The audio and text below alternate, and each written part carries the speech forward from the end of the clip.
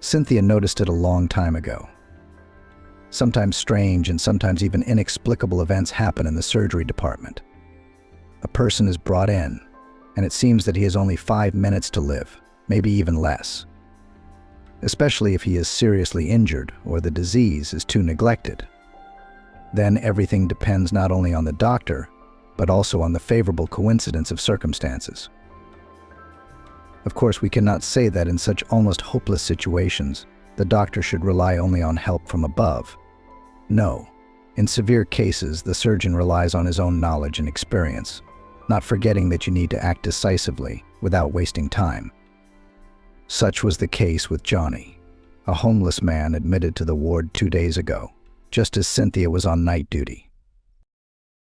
"Cynthia, there's something wrong," Megan ran into the resident's room and exclaimed.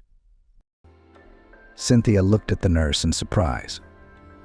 Megan was new to the department, but she had already proved herself to be a good nurse.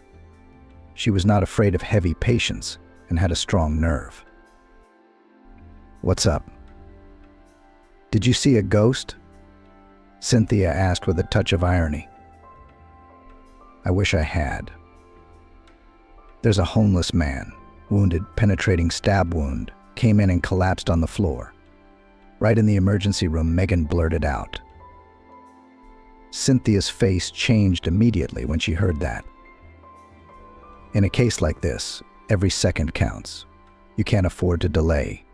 Prep the operating theater. "I'll be right there," she said. "But we're a private clinic. Should we call the police?" The nurse hesitated. "We will, but later. Right now we have to save the victim. We'll do the rest afterwards," Cynthia said rather stiffly. The nurse nodded in agreement and hurried to carry out the doctor's orders. Cynthia, on the other hand, hesitated. A stab wound in a homeless man. Cynthia wondered. The clinic was indeed private. And what would Superintendent Walter have to say about it tomorrow morning? As head of the clinic, they're tight-knit. Paid rooms, overpriced medication. Even though the clinic is private. She's going to get in trouble for that surgery. "All right, so now we're just going to leave poor Johnny bleeding in the street. What about the doctor's oath?" "No." "Well, whatever happens." Cynthia decided to take action and began to prepare for the operation. Johnny looked to be in his early 30s. He had no time to give his name or the circumstances of his injuries. After all, he had only managed to get to the clinic and collapsed on the floor. Cynthia realized at once that the injury was serious. According to statistics, the lethal outcome of such abdominal injuries is almost 80%. This meant that the operation was likely to fail. The nurse who was to be her assistant realized this. But Cynthia was certainly not going to give up early. She was determined to fight on, no matter what. The operation was complicated. In Cynthia's memory, there were only 2 or 2 of those. For a long time, she couldn't stop the bleeding, which threatened to kill the patient.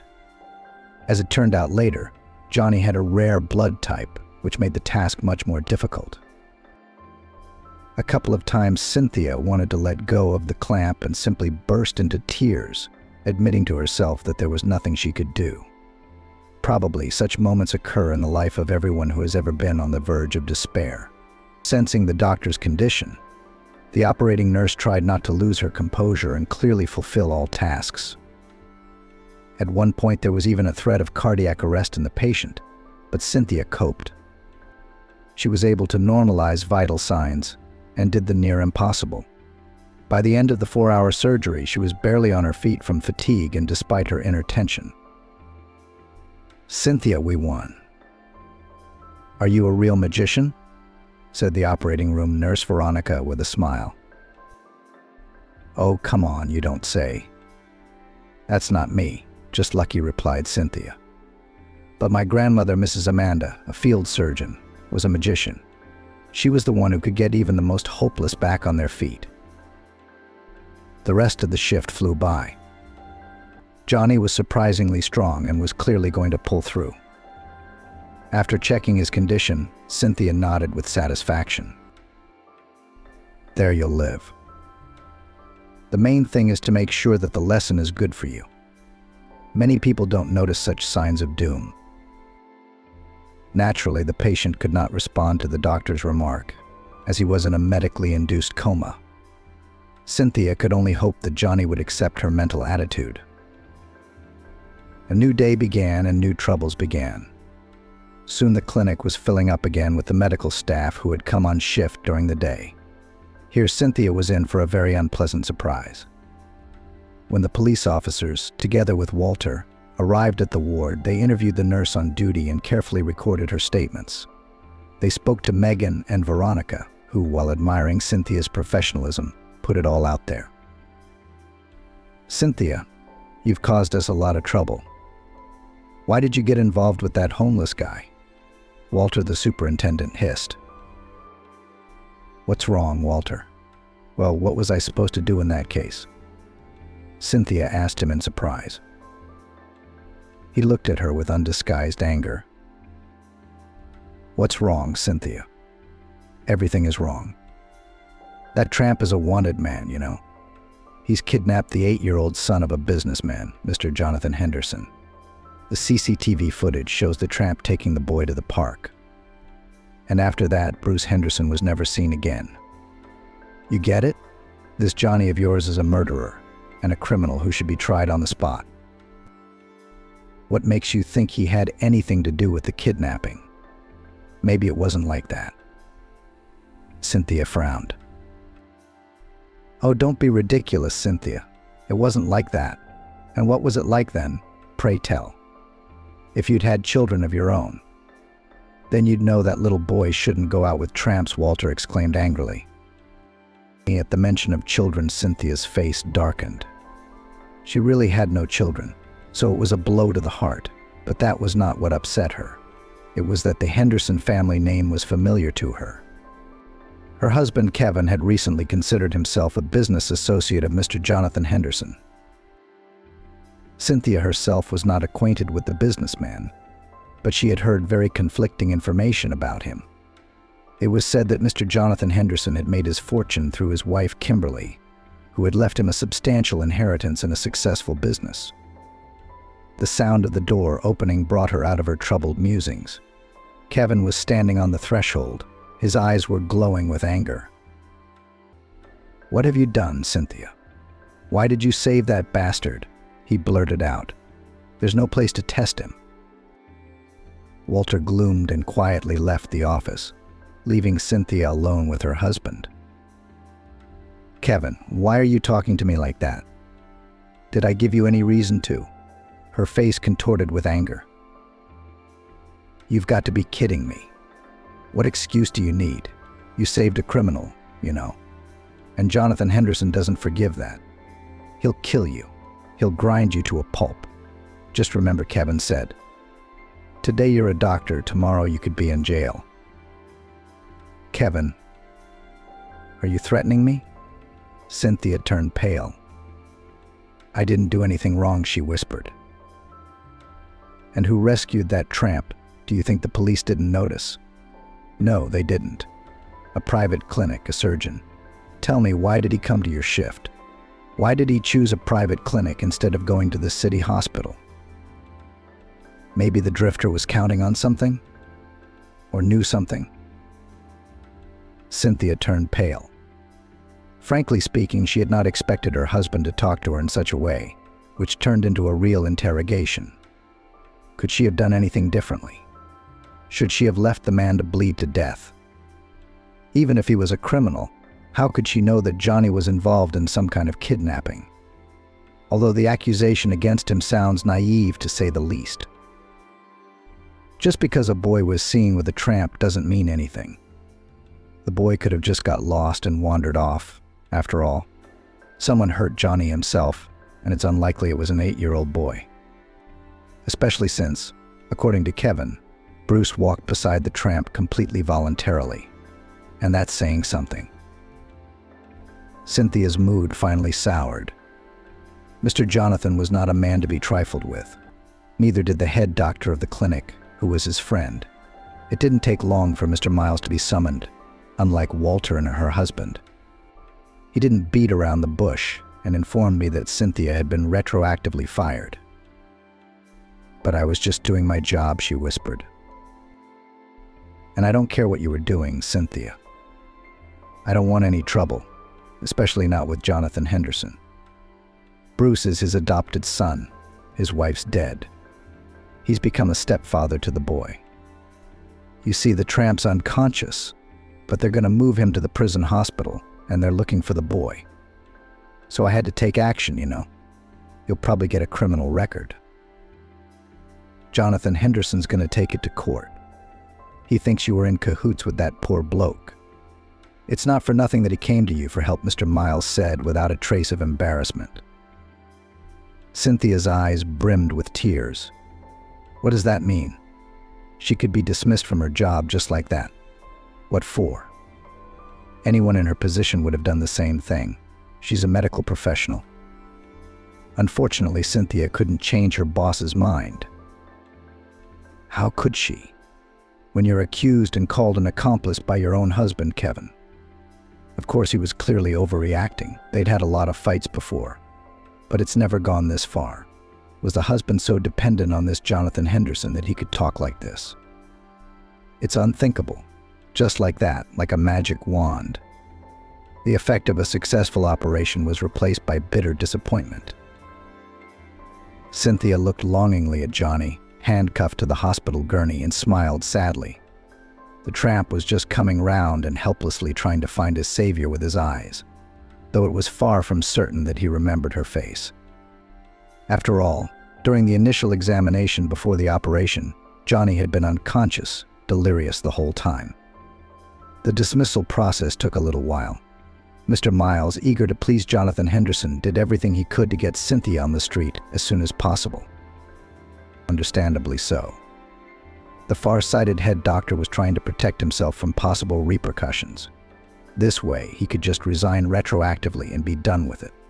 Cynthia walked out of the clinic and exposed her tear-wet face to the sun. Passers-by passed by and looked in amazement at the young woman with sad gray eyes, who was crying. I didn't feel like going home. After the conversation with Kevin, her soul longed for peace and quiet, but she didn't want to listen to reproaches and accusations. She'd had enough of that. Thank you all for your efforts.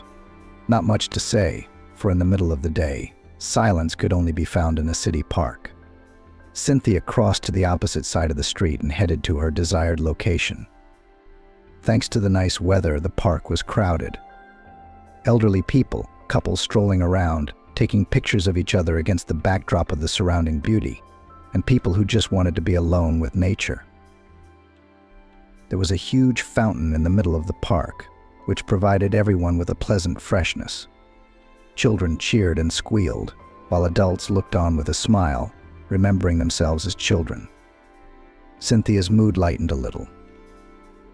She walked over to the hot bakery stand and bought a couple of scones to feed the swans and the squirrels scurrying around. The last time she'd done that was a few years ago when she'd first met Kevin. Back then, in that time of romance and bouquets of flowers, they'd taken many walks, visited cafes and cinemas. But all that was in the past. Kevin was very different now. Now he spent a lot of time at work. And when he came home, he often turned into a silent, sullen man. Kevin used to save money on little things, but now he put money aside for everything he could and couldn't afford. And this despite the fact that Cynthia earned a good salary at the private clinic where she had transferred 3 years ago. During that time, she had never regretted her decision. However, the transfer itself was initiated by her husband, who knew her head doctor personally. How long will you hump in this city surgery? A private surgeon has more money and a higher status, Kevin said. Cynthia was hesitant for a long time, because she had done her internship in the Department of Surgery, and in fact it was her way into life. But on the other hand, she did not want to stand still either. After all, the saying goes, under the lying stone does not flow water. Only now she realized that her husband Kevin thought only about money, and the transfer to a private clinic had been initiated by him for that very reason. Now that his business interests had intersected with his wife's work, Kevin did not hesitate to do everything he could to defame her. Well, couldn't he have stepped in and said a word? Cynthia thought of Mr. Jonathan. She didn't know the answer to her question, especially as relations with her husband had been rather strained of late. Perhaps this was due to the frequent visits and interference of her mother-in-law, Mrs. Kimberly, who came whenever she pleased, and most often on days when Cynthia was resting from her night's duty. Yet Mrs. Kimberly had a constant thirst for activity that had nothing to do with hard work or a love of cleanliness. Most likely she just wanted to find some flaw in Cynthia's impeccable reputation to reproach her for it. For instance, Mrs. Kimberly could easily initiate a general cleaning, knowing full well that Cynthia had returned from a heavy shift. She also never missed a family party so that she could turn up and do her bit. Naturally, Cynthia was patient, as many daughters-in-law are in this world. Showing character right away was not something she wanted to do. She valued Kevin and realized that it was unlikely that her mother-in-law would love her as her own daughter. So she had to take everything for granted and put up with the fact that Mrs. Kimberly was gradually making her life a living hell. A separate topic of conversation from the mouth of her mother-in-law was childlessness. At first it was innocent talk with an undercurrent that hinted very vaguely that Cynthia was infertile. Then Mrs. Kimberly had the courage to speak of it directly. "Look, Cynthia, when do you think you'll have children? You're what, 30, 35? Are you going to go to your son's graduation party when you're retired?" Mrs. Kimberly said ironically.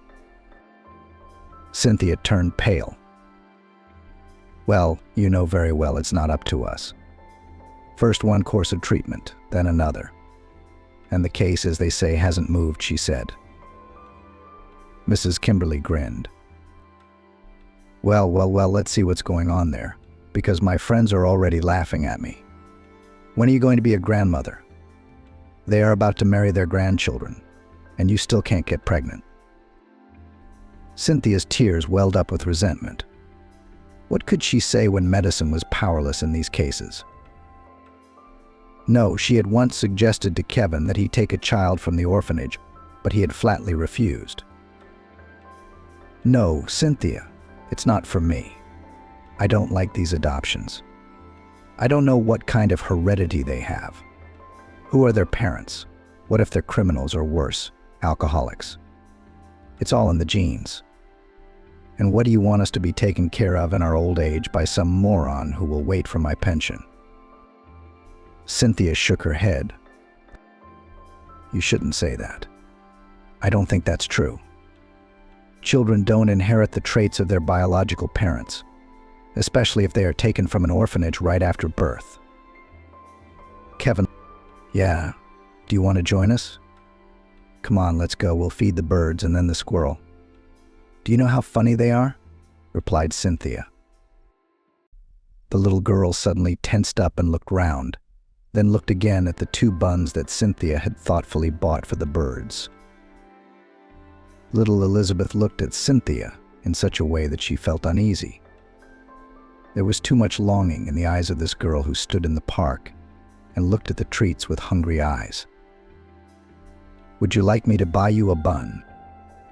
Cynthia asked slowly and cautiously. The little stranger nodded happily. "Of course. But I'd like to have 2 buns. For my brother, he's staying with his grandmother." "I went to look for something to eat," the girl replied. "My grandmother is sick and my parents are dead. Sometimes I work in the park, though my grandmother swears. But what can I do? Do you want? I can dance or recite a poem." Cynthia's heart ached for the little girl. "Oh, really? Come on, just take it for free. Do you want me to go to the shop and buy your brother whatever you want? I'll get you some juice. What are you going to eat? If not, let's go to a cafe and have a proper meal," she suggested. "What's your name anyway?" "I'm Cynthia. You can just call me Aunt Cynthia." The girl paused, as if gathering her strength and thinking whether to tell this strange woman her name or not. At last the little girl said, "And I'm Elizabeth. Elizabeth Harris. We live near here, in the old annex." We used to have a big house, but it burned down and the firemen were able to save the outhouse. My grandmother and I live there, and we've recently had a baby brother." Cynthia looked at the little girl in surprise. "A baby brother? You said your parents died. He must be little. What is he, a year old?" Elizabeth smiled and took a bun from Cynthia's hands and took a bite. "No, little brother's almost as old as me. He's 8 years old. His name is Bruce. He's a new arrival, but his grandmother took him in. What's he gonna do? Wander the streets on his own? It's nice and cozy in our annex. It's not hot in summer, warm in winter, and the stove burns so hot that I even sleep without a blanket. True, we have to prepare firewood from summer, but we manage," the girl continued. Cynthia found the girl's story strange. She was even more alarmed by the boy's name, Bruce. Wasn't he the same Bruce who had disappeared because of Johnny the Tramp? Cynthia wanted to ask the question directly, but then decided to proceed more cautiously. After all, she was talking to a small child who could be frightened or traumatized by an awkward word. There weren't many street kids in town with the name Bruce. Maybe it's a different kid who has taken up with her granddaughter's grandmother in search of sustenance. "What's your grandmother's name, Elizabeth?" Cynthia asked cautiously. "Mrs. Amanda," the girl answered readily. Cynthia smiled. "Can I speak to your grandmother? Don't be afraid. I won't do anything bad to you. I'll just buy some groceries and bring them home to you. And if necessary, I'll go get some medicine for your grandma. I'm actually a doctor." Elizabeth's eyes widened in surprise. "What did you say? You're a doctor? Wow.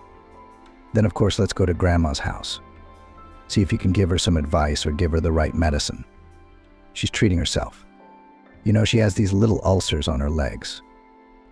If you don't treat them, they get bigger. I don't even know what it's called." Cynthia shook her head sadly. "It's probably trophic ulcers. They often haunt the elderly. I understand. If necessary, I'll write the right prescription and prescribe treatment. I'm actually a surgeon, but I think in your grandmother's case it might be possible to do without surgery," Cynthia said. Elizabeth listened carefully, as if she understood every word. Cynthia went to the shop and bought a huge bag of groceries before going to the house. Like any smart, thrifty woman, she took everything she needed to make a proper lunch, dinner, and breakfast. As it turned out, Elizabeth really lived not far from the city park and the place where it smoothly passed into the private sector, where several dozen houses, similar to each other as twin brothers, were cosily settled.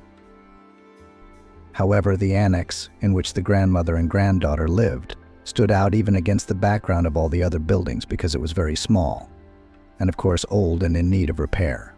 Cynthia realized this as soon as she approached the gate. The roof had rotted away and was covered with old slate, which was probably also leaking and letting in moisture. The panes of glass were dirty and in places covered with cracks that had been covered with sticky tape for safety. The squeaky door was creaking, and Cynthia thought it might as well not be closed at all, especially in the summertime. There was nothing to steal from the house, and it was unlikely that any burglars would attempt this inconspicuous outbuilding. As soon as she stepped through the door, Cynthia could smell the strong odor of medicine.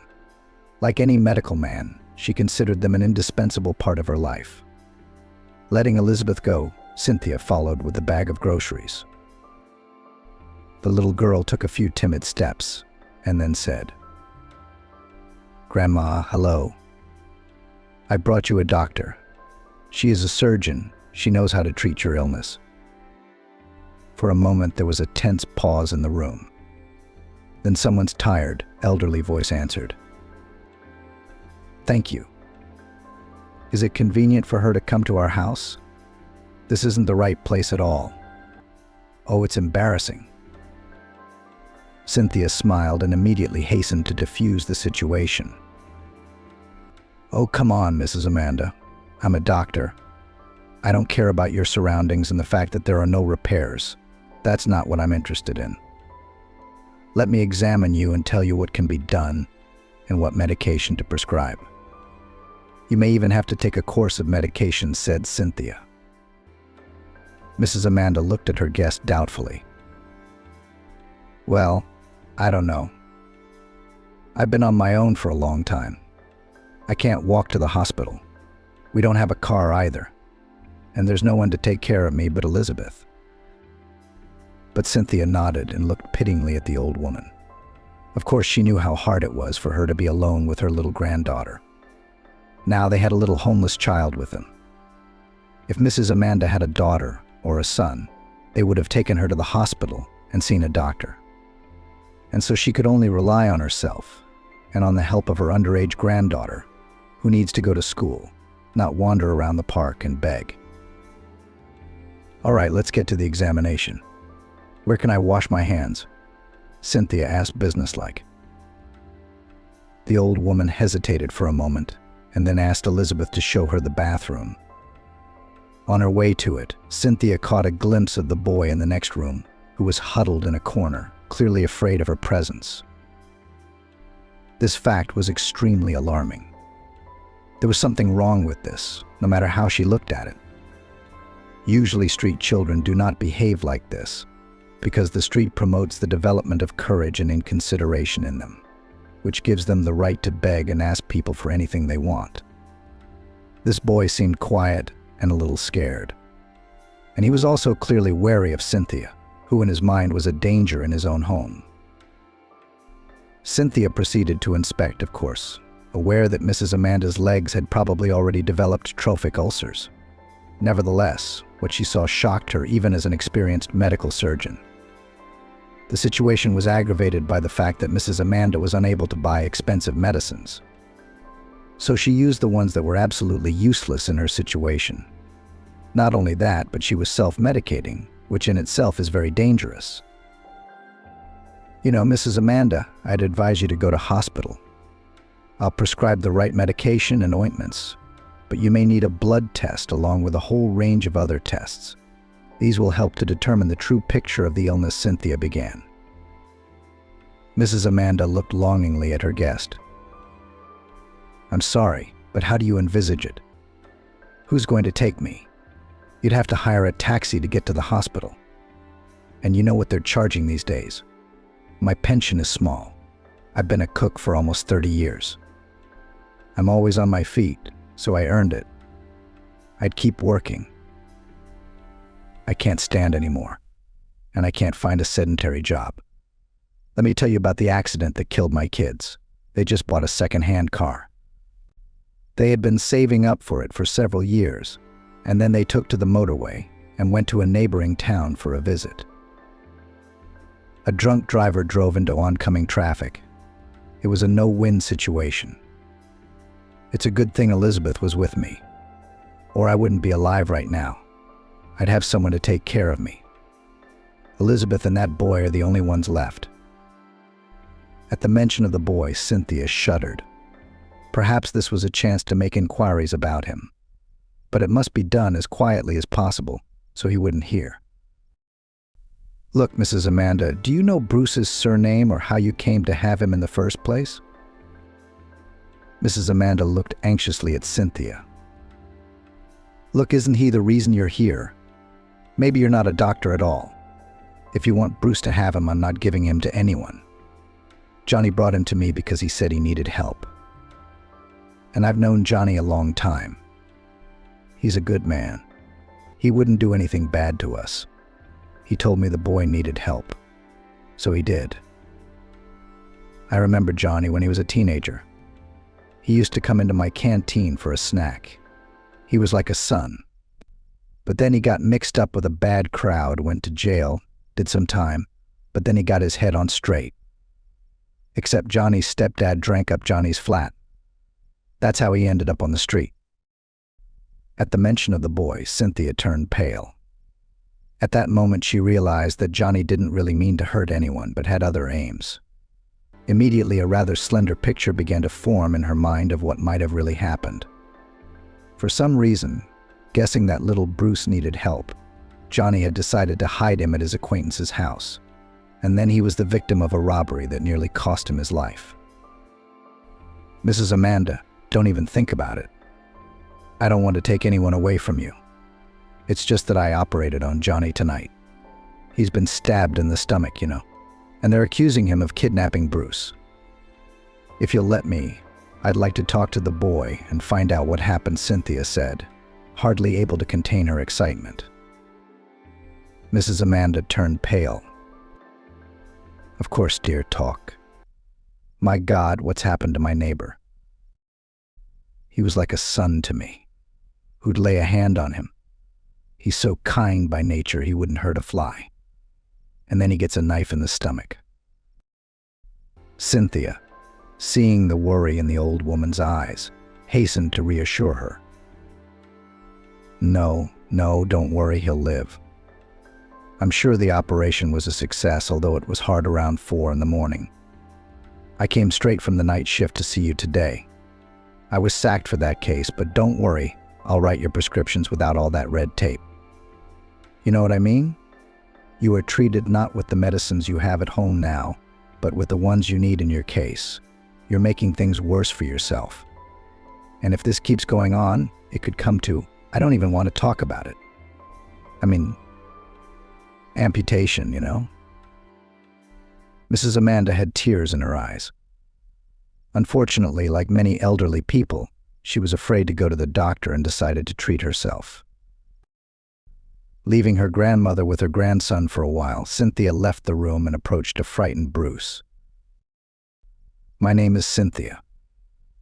And you're Bruce, aren't you?" The boy nodded timidly and looked at her with the look of a hunted wolf cub. Realizing that he was unlikely to say anything, Cynthia continued the conversation. "Bruce, I'm sorry to ask you this directly, but Uncle Johnny, who helped you, didn't kidnap you, did he?" At the mention of Johnny, Bruce's eyes flashed with joy. "No, not at all. Of course he didn't kidnap me. He and I were just hanging out, and Uncle Johnny was always helping. Once he brought a squirrel to my house and showed it through the window, and carved toys out of wood, and little things like that. Anyway, he kept me entertained." Cynthia raised an eyebrow in surprise. "Entertained you? Why couldn't you go and entertain yourself? And why did he keep pointing out the window?" Bruce gloomed. "Well, how can I tell you? My stepfather wouldn't let me go outside. I stayed home all day long. All I could do was open the window a little bit to get some fresh air and see what was going on outside. That's when I met Uncle Johnny. He often went about his business and I waved at him. One wave at first, and then we started greeting each other. And one day I managed to open the window more than usual, and I talked to him." The boy's rambling story brought tears to Cynthia's eyes. She had expected to hear anything but this. The boy had been held hostage by his stepfather, who kept him locked up like a golden cage. "Bruce, why didn't your stepfather let you go outside? Were you misbehaving?" Cynthia asked cautiously. The boy shook his head resolutely. "No, I was behaving well. I even went to school. And then my stepfather suddenly decided that I shouldn't be shown to people, locked me up at home, and arranged with the school principal for me to study remotely. When I didn't do well, I had a tutor come to me. Actually, Uncle Jonathan is not my real father, he's my stepfather. You see, his aunt comes to him all the time. She doesn't like me and locks me in a room when they meet, drinks wine, watches TV, and I have to sit quiet as a mouse and not make any noise." At that moment, Cynthia felt uneasy. Just the thought of Bruce having fun with some girl and his adopted son sitting around waiting for it to be over made Cynthia uncomfortable. She thought for a moment, then asked, "Bruce, can you tell anyone else about this if you need to? Like the police or the courts?" The boy looked at her eagerly. "Of course I can. I'd just like to see Uncle Johnny because we came here and then he disappeared." Cynthia frowned, not knowing whether to tell the truth or not, but then, weighing up the pros and cons, she told him what had really happened. A tear immediately rolled down Bruce's cheek. "Will he live?" Aunt Cynthia? Uncle Johnny, he's a good man. He can't die. She smiled. Of course, I promise. There are different cases, of course. But of this I am 100% sure. Your Uncle Johnny is a real fighter. He's got a grip on life like no other. So you can be proud of him, and I can be proud of you. But now I guess I'd better get going. I have to go to the pharmacy and get some medicine for your grandmother, and then I'll be back. You stay here. Don't go anywhere. You've got enough groceries for now. I'm going to try and deal with your stepfather. At the mention of him, Bruce suddenly turned pale and looked anxiously at his guest. Maybe you shouldn't. Is there a problem? The superintendent asked. Cynthia was convinced that this was going to be a confrontational conversation. Yes, I want to buy these medicines, and they won't let me have them, she said. The manager frowned. They won't release them, you say? You should know that you need a prescription to buy such drugs. So the employee is absolutely right. And if you don't have a prescription, you can go to another pharmacy. Cynthia's lips trembled. Look, you must have misunderstood something. I am a doctor and I know what medicines are on the market. Mrs. Amanda needs them for her tropical ulcers from an allergic reaction. And you're stalling and stalling instead of giving us a chance to cure this woman, Cynthia said with annoyance. My name is Cynthia, and I'm a doctor, a surgeon at the Avicenna Private Clinic. You may have heard of it? Emily shook her head doubtfully. Then she thought about it, picked up the phone, and decided to call Mr. Miles, the doctor. Cynthia waited nervously. In the meantime, the superintendent was already talking to the chief physician, and as her face changed, Cynthia realized that she was likely to be denied her medication. Unfortunately, her premonition had not deceived her. Finished speaking, Emily forcefully put down the receiver of the machine. Then she walked over to Cynthia and said, with emphasized contempt, Look, you're an ex-doctor, so I don't need to be the one who's trying to push my way in here.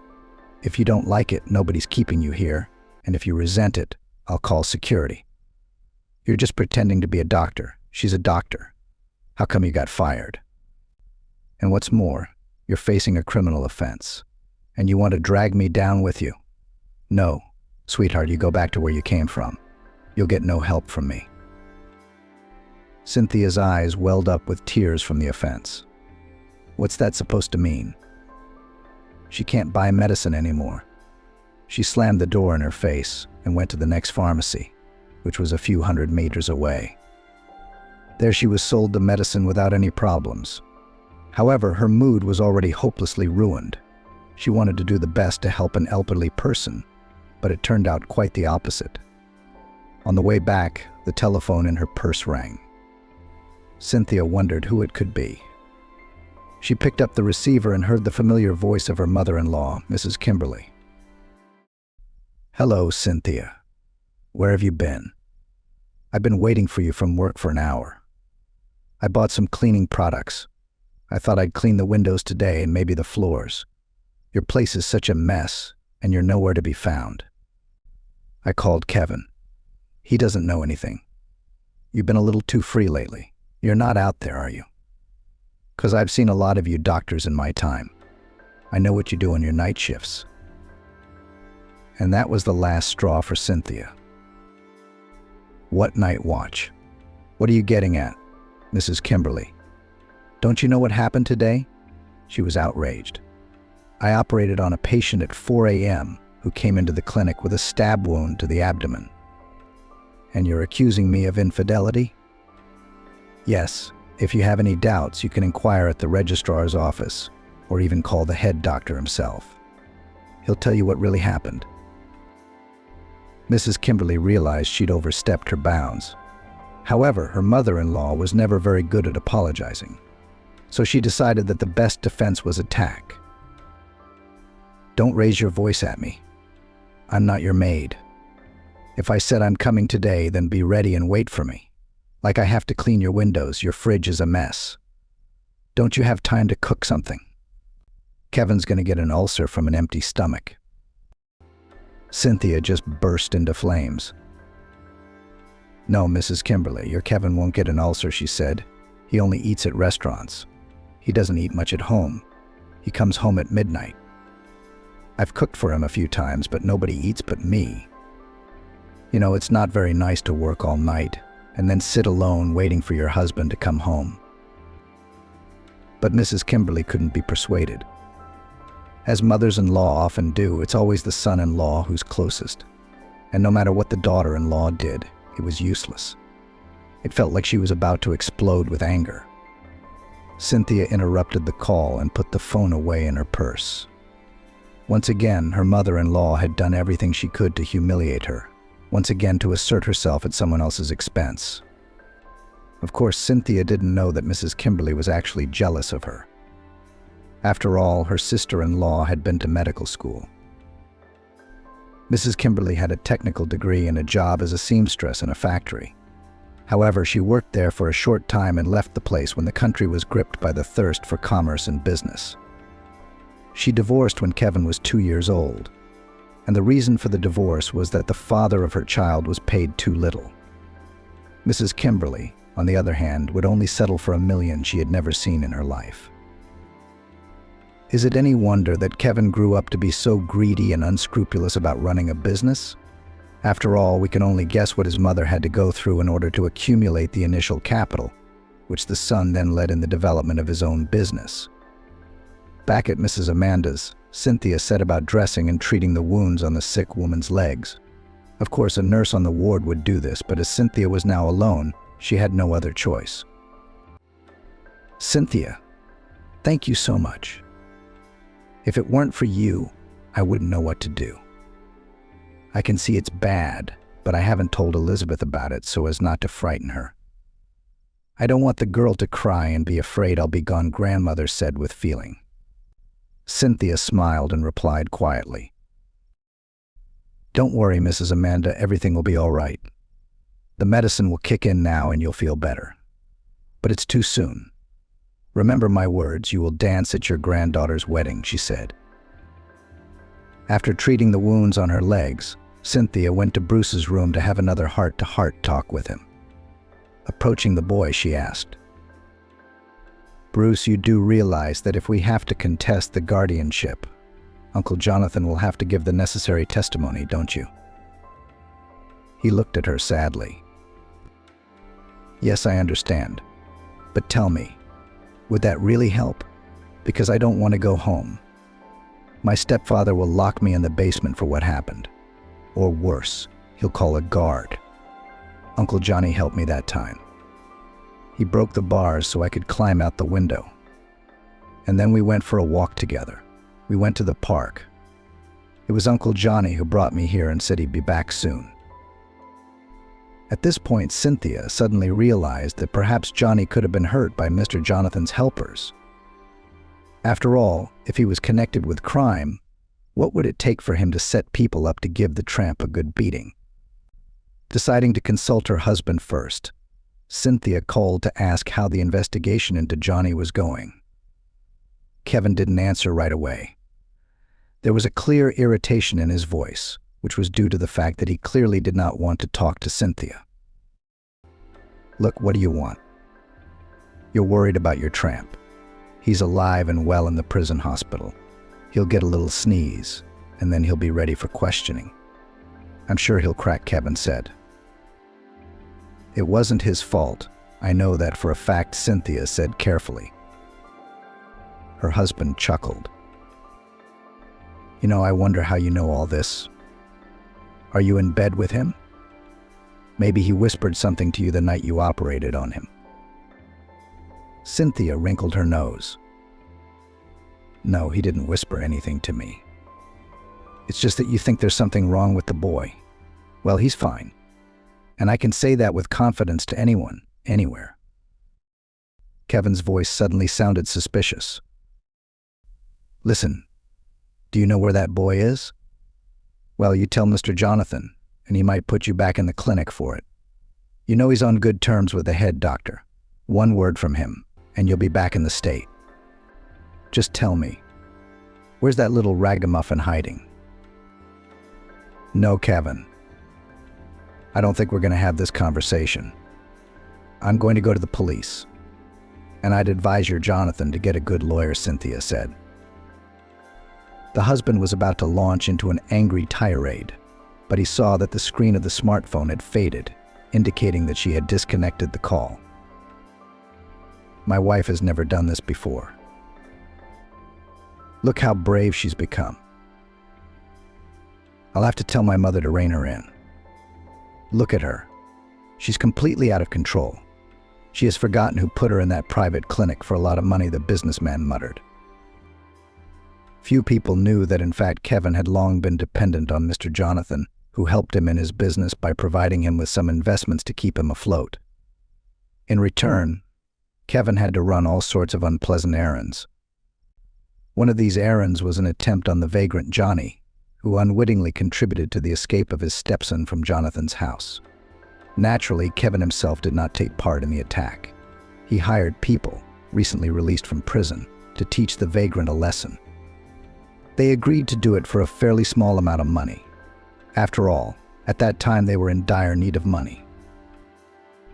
Unfortunately, during the conversation they overreacted, and it came to violence. That's when one of them stabbed Johnny. I guess the conversation didn't work out. Naturally, after the incident, Mr. Jonathan had a big row with Kevin, calling him a fool who couldn't be trusted with anything. Mr. Jonathan was also afraid that Johnny might remember Kevin's helpers and lead the police to them. But Mr. Jonathan controlled his stepson for good reason. He was the main beneficiary of his mother's inheritance. Jonathan had already been a trustee by all the papers, who could not fully dispose of his stepson's money, therefore, and tried to keep the boy in a golden cage, controlling his every move. Of course, Bruce was not a serious danger to Jonathan now, but children grow up fast. What would happen in 5 or 10 years? By then, Jonathan would have raised a dutiful stepson who would give him all his savings when he came of age. And if Bruce grew up to be willful, it would be a complete failure for Jonathan. After talking to her husband, Cynthia was convinced that he was no help, so she decided to spend the night in Mrs. Amanda's outbuilding. And the next morning go to the police. Not alone, but with Bruce, who was to give the necessary evidence while she waited for the morning. The night dragged on like rubber, bringing the inexorable hour of reckoning for Mr. Jonathan and company. What was the surprise of the police when they saw the boy they had been looking for the second day on the doorstep? Bruce smiled sweetly and talked about how he had never been kidnapped. And Uncle Johnny actually helped him. Look, maybe he's lying about all this, the duty officer asked Cynthia. Cynthia smiled enigmatically. I don't know. Can you ask him yourself? I think Bruce is telling the truth. Yes, he is. Uncle Johnny helped me, but my stepfather, Uncle Jonathan, he's really bad. He wouldn't let me go out. So I don't want to go back to him anymore, Bruce said. He also hurt me and probably seems to have poisoned my mum, Bruce stated. The desk clerk shook his head and then called for the head of operations. This is where Cynthia realized she had done the right thing by contacting law enforcement. Soon a special officer was called for the boy, who was able to find a common language with children. And thanks to this, he quite quickly found out from Bruce everything that the investigation needed.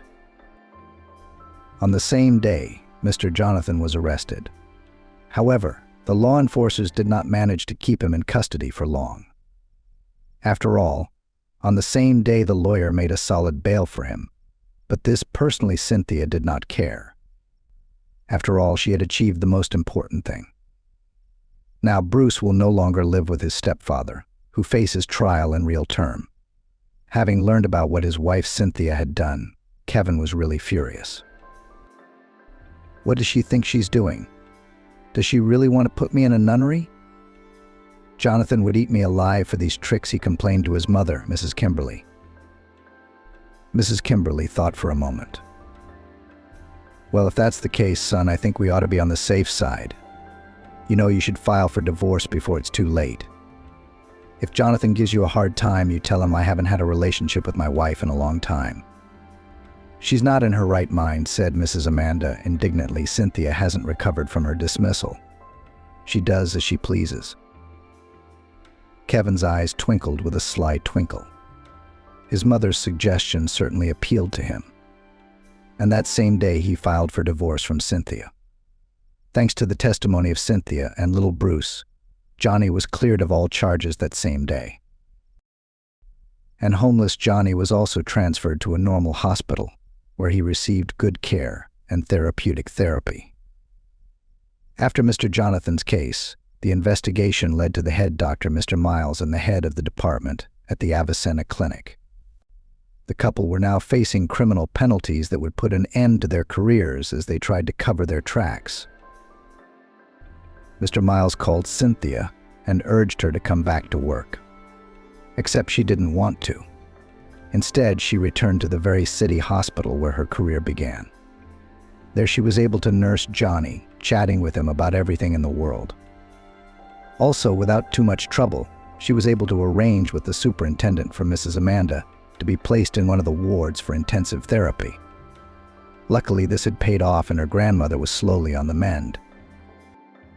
Cynthia, on the other hand, had a divorce ahead of her, which was arranged by her husband Kevin. The thing was that Kevin decided to leave Cynthia without a house, which was purchased with their joint money. Arriving at the call to the little girl, Christy froze when she saw her husband, who left on a business trip yesterday. A4. Christy walked over to the coffee machine to make herself a double shot of hot, strong savior. She had night duty in the ER tonight, and she'd never learned to sleep half an hour between calls. Any rest is just a bother. The nimble nurse Vanessa, with whom the pediatric ambulance doctor has already gone through many difficult cases, about sleep joked. "Uncle Sleep has come to me again. He is starving me even on the move. I can't get coffee in me anymore. Energy drinks in bright metal cans, alas, do not save me. And they're disgusting." When the life of a child somewhere in their city held on the edge, balancing on the edge of the abyss, Vanessa was able to gather so that the doctor only marveled. Iron nerves, iron character, she remembered from her youth, a phrase either from a cartoon or from some. From herself, she mentally added, and a heart of gold of enormous size, which manages to fit love for the whole world. After each return from a call, Vanessa and their driver, Miles, fell asleep with their heads barely touching the cushions on the sofas in the lounge. Their crew chief, Christy, on the other hand, felt everything at her post, always staying fully alert. Christy embraced the still steaming cup with both hands, blissfully sipped her favorite smell with her nose, and thought with pleasure, "I'll come home after my shift. I don't need to cook anything. There are a couple of cutlets in the fridge and the rest of yesterday's mashed potatoes." Winston's husband had been away on a business trip since this morning. Free the parrots from cooking for 3 days ahead. The woman stretched her legs out on the coffee table, peering at her assistants. Ashley was dozing sweetly to the peaceful hum of the split system. It had been a sweltering summer this year. The machine had been working like crazy for the past 24 hours. Where did it get its mechanical strength? Miles was sleeping peacefully. Everyone at the ambulance station knew he was in love with Cynthia. But for some reason he was hesitant to confess his feelings to her. The 6'2" big man had been in the hot zone as a contract serviceman. After the injury, Miles lost his wife, who did not want to see in the house of a freak with a scar across the cheek. In the presence of rambunctious Vanessa, the former Miles turned into a timid lamb, stammered when she asked him questions. He would blush if they made unwitting contact. Christy smiled, remembering how her Winston had cut interested circles around her almost 20 years ago. He'd approached her in the park, where she was cramming Latin on a spring afternoon so she wouldn't fail her medical school exam. "May I sit down? Is the bench next to you free?" The pretty, blonde-haired Christy flashed her gray-green eyes at him and moved her thick briefcase with textbooks closer to her. "Why didn't you like the neighboring benches? There are plenty of unoccupied benches. I've always liked that bench in the shade of the chestnut tree." "I come here often," said Winston, the burly man, and he turned red all over. "Then my arguments are over. You amuse me, girl. Let's get acquainted, shall we?" I can't dare to take the initiative myself, and holding out his palm, sweating with excitement, a little frightened, Winston. Winston did not shake Christie's hand. He began frantically wiping the moisture on his light summer trousers. Christie lightly touched his hand with her fingertips and said, "And I'm Christie. For short, Chris. Sometimes my friends also call me Christine. The nickname stuck to me when I was a kid." Winston smiled happily and said, "I'd like to earn the right to be called Christina, too." "I'd like to earn the right to call you Christie, too, so I can be your friend. And let's switch to you." "Let's do it," replied the girl. "Why all the curtsy and ceremony at our age?" Christie had to run to the dormitory that day so that she could be fresh in her Latin exam tomorrow. With Winston, they agreed that he would wait for her outside the institute. If she passed the exam, they would go for ice cream and cakes at the Boulevard Patisserie. The red light on the emergency station's console lit up. The dispatcher was quickly recording something on the computer screen while making notes in the work log. "Squad, on your way. I've already uploaded the address to Miles on the app. Hurry up. It's a house on the edge of town. Baby's suffocating. Parents can't figure out what's causing the sudden attack." Vanessa quickly threw on her medical uniform and rushed down the stairs from the first floor. "Christie, I brought my suitcase. Even had time to slip your file folder in next to it. Let's not waste any time. I have a feeling this is going to be an unusual case." Quickly throwing themselves into the car, which was already parked under the vapors, the friendly trio under Christie's leadership moved on the road. The night city was slowly falling behind the hot heat of the day. It even seemed to Miles that at times the asphalt under the wheels of the old car was melting.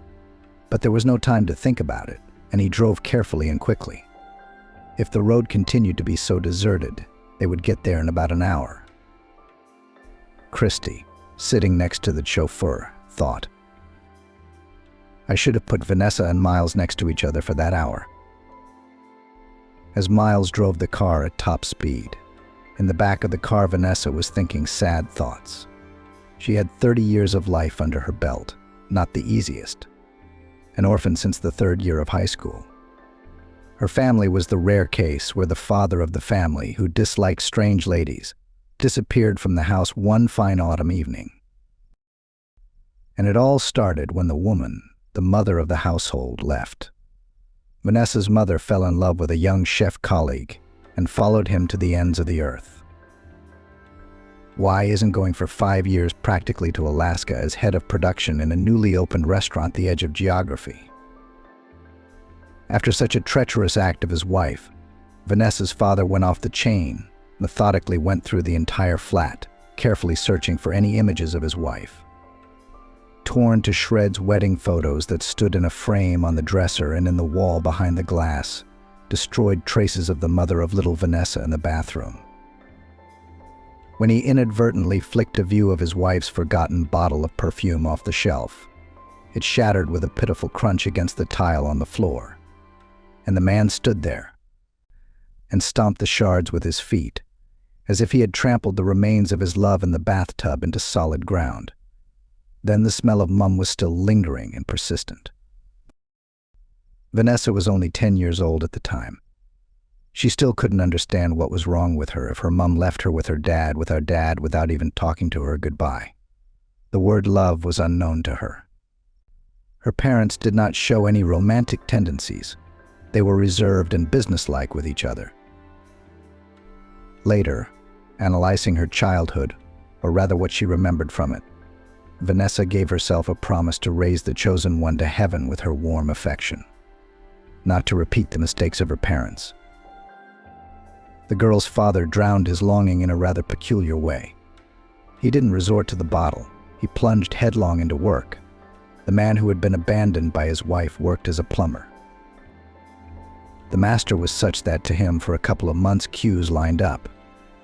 If it was necessary to install an expensive bathtub or toilet in an elite flat without a hitch, none of the luxurious side, not to scratch no one around even guessed that the miracle plumber set himself a grandiose task to earn fabulous money, fly to his wife to the north, to prove that he was her the only one favorite man from which to not run away.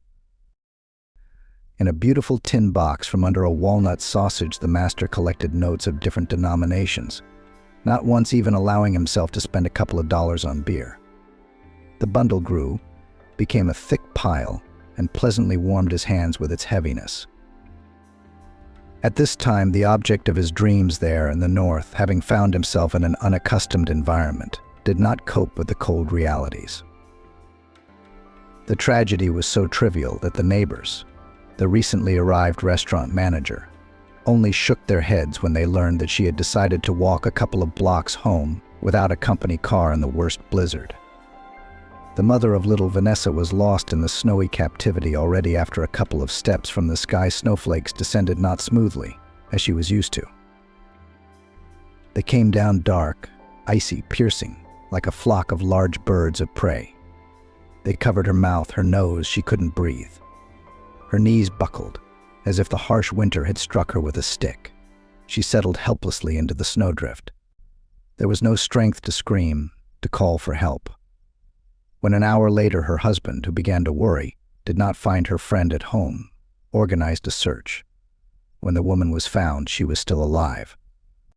She passed away later, quietly.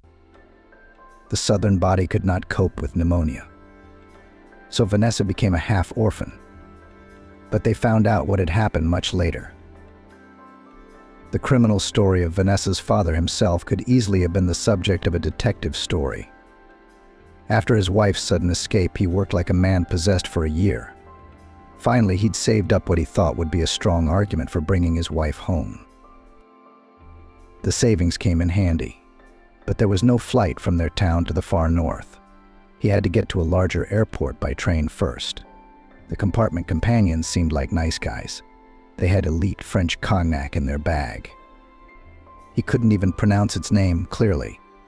He had Ossetian pies from a nearby bakery, a couple of his favorite juicy lemons, a chocolate bar. Vanessa's father had a sweet tooth. It was a hearty dinner. He didn't even realize he was going somewhere. He became sluggish, relaxed, began to tell his new friends the story of his life. Even traitorous tears came to his eyes. When the neighbors offered him to play a few games of fool, he did not even suspect that such a gambling game only in his hands held no more than a dozen times in his life. Therefore, at the remark, "Well, you've got to be kidding. Even with epaulettes you left us. You should play for money, lucky boy. In no time you'll leave everyone here without trousers." Lucky reacted with enthusiasm. Who would give up his money bag so easily? Everyone threw in $1 on the card game. A ridiculous amount just for fun. In front of the eyes of the woe traveler, paper pictures with kings and ladies were spinning like in a mystical trick. You only had time to figure out what to throw on the table once again with a fan of colorful portraits. The first $1,000 to cheerful mates Vanessa's father lost out of pure interest for a light drive. How did this amount in 1 hour increase 100 times? I couldn't even figure it out. My head felt like cast iron. My eyes were all blurry. For some reason he wanted to sleep. The last thing he heard as he fell into the viscous darkness was, "Ashley, help Winston, he's got his heel on his money bag." Then silence and darkness. For some reason it seemed to him that he was no longer in a compartment sitting on a bed cozily separated by a caring conductor, but was swaying together with the carriage in some narrow metal space. A sharp scraping of something metal, cold wind, wet drops of rare rain in his face. Oh, flight. The body of my father, who had been thrown out of the train, was found a couple of weeks later in a dense roadside thicket, quite by chance, between two settlements near the railway track. In these places even mushroom pickers and holidaymakers appeared very rarely. And here a couple of lovers were brought into the forest belt. They rode their bicycles, spent some time alone, without prying eyes, and were about to go home. Attention was attracted by a red rag in the bushes, which turned out to be a colored sports bag. Then there was a long identification of the deceased, search for relatives. That's when it turned out that Vanessa's mum wasn't alive either. Where did the money intended for the restoration of the family go? How did the man end up near the railway line? No one ever found out. There was a man, and then he was gone for nothing. Vanessa, left for the period of her father's departure to the north in the care of a kind-hearted neighbor, was sent by the guardianship authorities to an orphanage. And their new walls, a new life. She was a sociable girl. Other children in the state institution shut themselves off. She, on the contrary, as if opened up to her peers and carers in her studies and in all activities. Vivacious Vanessa, with a mop of blonde hair, brown mocha-colored eyes, and a slim figure, is ahead of the world. Her favorite subjects are biology and chemistry, hobby participation in a series of theater productions. But also in sports competitions, hikes among the girls, the best friend is not to be found. In one of the education, Vanessa laughed and replied, "I don't know. Firstly, I love films and TV series about doctors. Secondly, it's like someone is sitting inside me and telling me, take this, and do that." That's how it came about by itself. That Vanessa chose for herself the future profession of a medic. It was not by necessity of compulsory study somewhere after the orphanage, but by a great sincere love. The ambulance drove heavily up the slight rise at the end of the alley and stopped in front of the house at 10 7th Avenue. Christy deftly picked up her suitcase and walked briskly to the wicket. Vanessa was already standing behind her, covering her rear, as usual. An old brass bell was visible on the wooden gate. And Christy thought, it's a rarity. It must have been out of commission a long time ago. But the bell did not let her down. It rang loudly in the dead silence of the empty street. Confident footsteps sounded behind the wicket, and the next moment it swung open. A silent scene. The audience might have stood up and announced the neighborhood with a tumultuous, prolonged applause. In front of Christy stood her husband, Winston, who had left on a business trip that morning. On seeing his wife, the husband stammered and whispered, "Come in, please. The girl is in the house, in the back room." Christy and Vanessa rushed through the house. Iron hammers rang in the former's head. All the questions later. Right now, it's just the girl and her life. But what does it all mean? Why is Winston here? What has he got to do with this little girl? The anteroom smelled hauntingly of dusty candles piled by the front door. There was a general lack of tidiness that was evidently a constant feature of the place. In the next room were the aromas of yesterday's borscht, which had already passed more than one test, biscuits, and a little cinnamon. The little patient was lying on a small sofa, and a young lady of exotic appearance was rushing around her. Seeing her mummy, Christy was a little confused.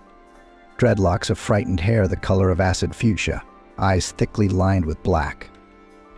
Bottom jeans with huge fancy scuffs on the knees, top a shapeless t-shirt with a strange pattern on it. The thought fluttered helplessly in my head again. Winston. What is her Winston doing here? A lover of immaculate cleanliness and classic style and dress, he couldn't possibly be here by definition, but he was standing next to her, looking at her with the pathetic eyes of a sick dog. Vanessa felt the ridiculousness of the situation. In a loud voice, she commanded, "Stand back. Let the doctor examine the girl. And you, Mummy, quickly tell us what's going on." The baby lying on the pillow was so similar in appearance to Winston that Christy's heart almost stopped. Christy listened intently, a heartbeat or two she was sure to miss. It became clear that angina, neurological swelling, had affected her larynx. The girl could barely breathe. There were signs of hives on her face. The little girl involuntarily pulled her hand to the nasty spots, trying to scratch them. Surprisingly, Winston was the one to answer the EMT's questions. It was as if Christy had been poured a bucket of ice water on him, and he seemed to jump right in, too. "My daughter and I were at the circus today," he began. "There's a touring show with little artists. Ponies. Our little girl is obsessed with horses." In the second act, just as the show started, Cassandra's lips started to swell. And then her face started to swell in front of her eyes. I knew right away that something was wrong. We went to the Circus Medical Center, where my daughter was given some antihistamine. The swelling went away in a flash and we went home. At home, everything was fine at first, but then Cassandra started to wheeze. I found some sawdust from the circus arena in her hands. It turned out that when she was being wheeled around by one of the pony horses at intermission, she had picked up a handful of chopped up wooden pieces on the floor, all the while sniffing them to remember how beautiful her horse was. I assume it's a severe allergy. Christy listened to his monologue and couldn't believe her ears. "My daughter and I went home. Who is Winston saying all those words about? How can this be?" For a moment, rainbow circles swam before her eyes. She met Vanessa's gaze and she realized the doctor wasn't feeling well. Christy was about to faint right in the middle of this small, stuffy room. Of course, Vanessa knew her colleague's husband. Undoubtedly, she realized that her doctor's handler knew nothing about her husband having a child on the side. In a decisive move, the nurse sat Christy down in a chair, waved the cotton wool soaked in ammonia in front of her nose. Only said a few words. "Suspected Quinky's oedema. We'll get her to the hospital." The doctor nodded dejectedly. "It's a serious condition, no matter how severe the bronchial spasm." Vanessa was ready. The adrenaline and prednisolone should have bought them time. After the injections, Cassandra's face began to take on a normal color. Vanessa commented, turning to the man, "Don't just stand there. Go outside, tell our driver to bring a stretcher. We'll transport the girl to the hospital. We must try to avoid other, more complicated manipulations. I wouldn't want to put a tube in her trachea for a little girl like that."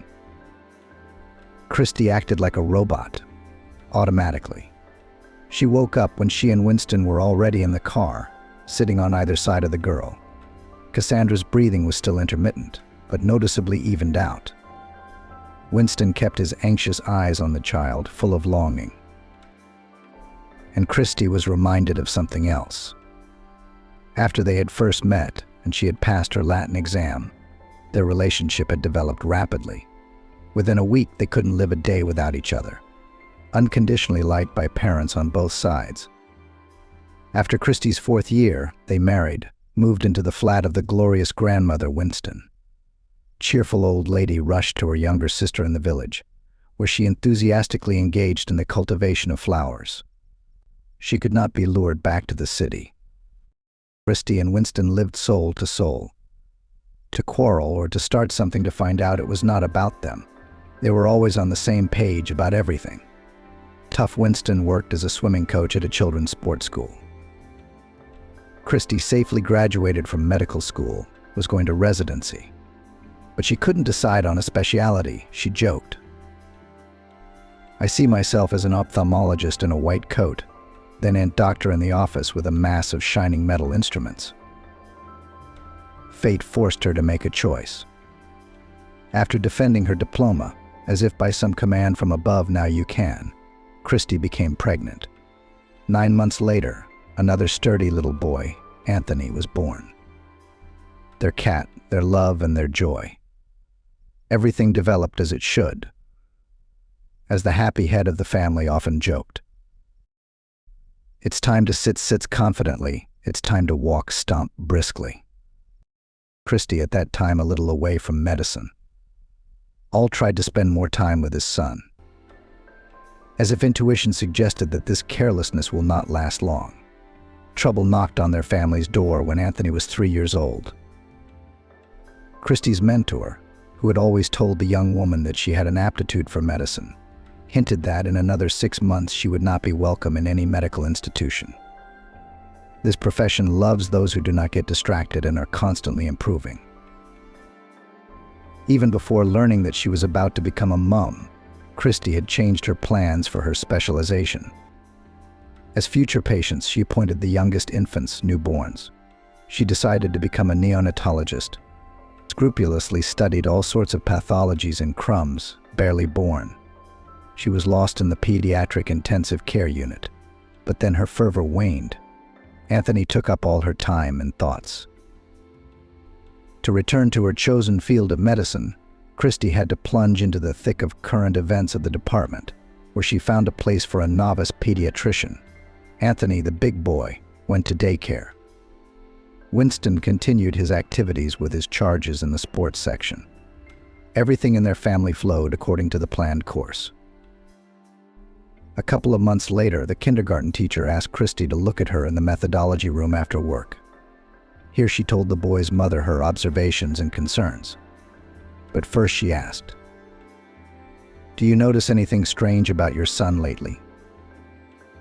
Christy raised her eyebrows in surprise and opened her amazed eyes wide. "My husband and I both work very hard. We see Anthony most of the time in the evenings, but he seems healthy and alert. What exactly made you suspicious?" "We were preparing for a matinee in the group. All the folk dances the kids weren't doing right. Anthony, having made another round of the music room with his little partner, stopped abruptly and sat down on the children's chair. I didn't think much of it at the time, but your son started stopping as he walked more and more often. Christy, it seemed to me that his lips were turning a bluish color at this point. And yesterday we had a checkup with the pediatrician from our local hospital. She advised to show the boy to a pediatric cardiologist. I'm a doctor myself, also a pediatrician. I could not see anything in my son," Christy confidently replied to the teacher. And she thought to herself, or could. Without delay, the next day she took Anthony to her home department. The doctor's verdict was overwhelming. "Your son has a rare form of heart defect, which usually manifests itself only by the age of 3 or 4 years. The only way out is an urgent operation, otherwise he will not live for 6 months. His condition will worsen every day. In our city, such a complex surgical intervention is impossible. The experience of such operations has already been gained in New York. Cardiac surgery centers in Germany, Switzerland, or Israel will also be able to cope well with it." Christy and Anthony walked home with slow steps. It seemed that now her boy would get sick and his heart would not hold out. Winston rushed from the sports school as soon as she called him, and Christy kept poring over textbooks, notes, medical literature. It appeared that in their case, a favorable and a fatal outcome were equally likely, 50-50. Where can I find the point that will make the swing go in the right direction? The cost of the rare and complex surgery in New York was fabulous.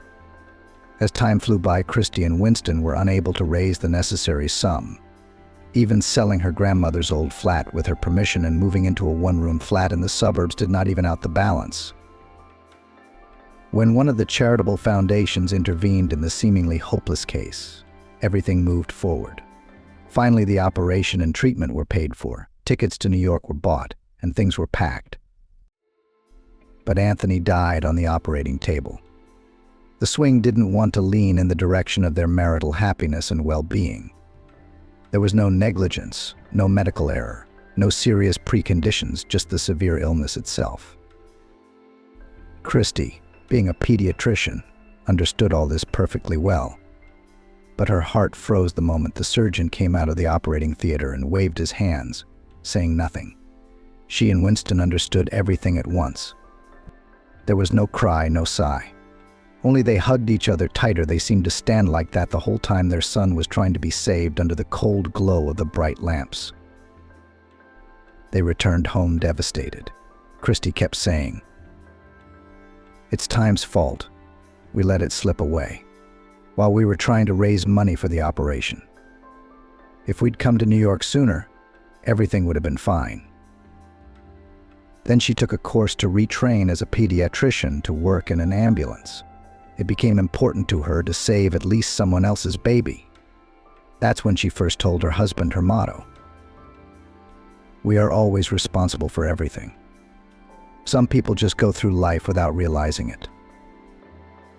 2 years after Anthony's death, Winston talked to Christy about having a second child.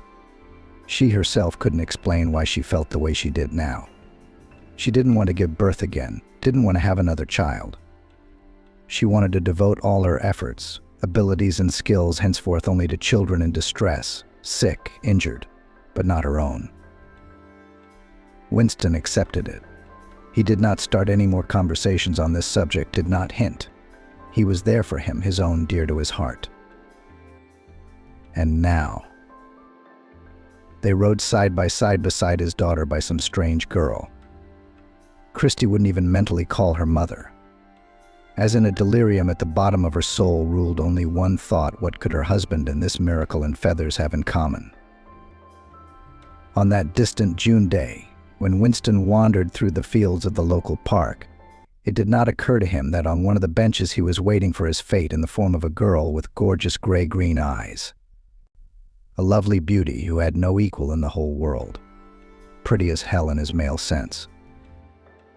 She was fiddling with a biro, whispering intently with her lips. She twisted a thick strand of hair on her finger, wrinkled her nose, chewed a sausage sandwich, drinking some drink from a plastic bottle, and turned the pages again. She did it all at the same time, without any confusion about the sequence of actions. Winston fell in love at first sight. His feet brought him to the bench and the girl. And then he was a little confused, so he said the first thing that came into his head, but he did not lose the power of speech. She herself had offered to meet him. She didn't refuse to go with him the next day to the ice cream parlor. In any love family story, there are two faces, two participants, two heroes. If someone were to write down Winston and Christy's memories, there would be two similar stories on paper. They realized they loved and wanted to be together. They were close, they were friendly, they understood each other. Wanted, waited, and then raised Anthony together. Everything was the same, shared. Everything was shared. Together they met a misfortune like no other. The son left, they stayed. Not by the laws of nature, the older outlived the younger.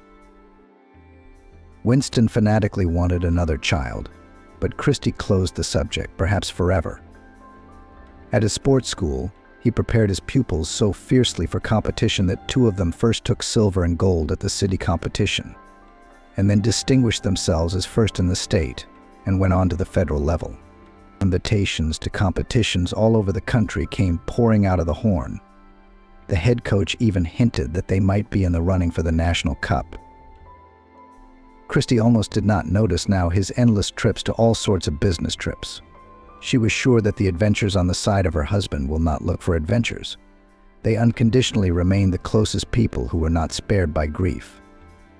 Each of them escaped from memories in his own way. That trip to a tempting picturesque resort in Florida, which was in full preparation for the soon-to-be Olympic Games, was unusual from the start.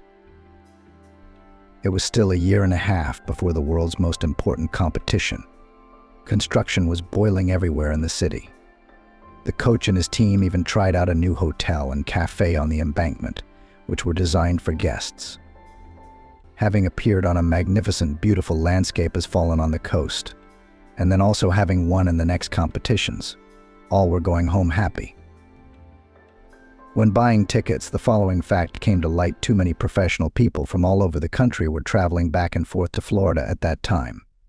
Travel documents became scarce. The coach was forced to buy a ticket in a sleeping car SV. In a compartment for two with a neighbor was a girl, as it later turned out, Megan, a painter. She was going home to the city on holiday. She'd bought her ticket at the last minute too. Brown hair, blue eyes. God had a bit of a brain. She was always talking rubbish. Winston shouldn't have baptized his children with her. Athletic build, well-muscled figure.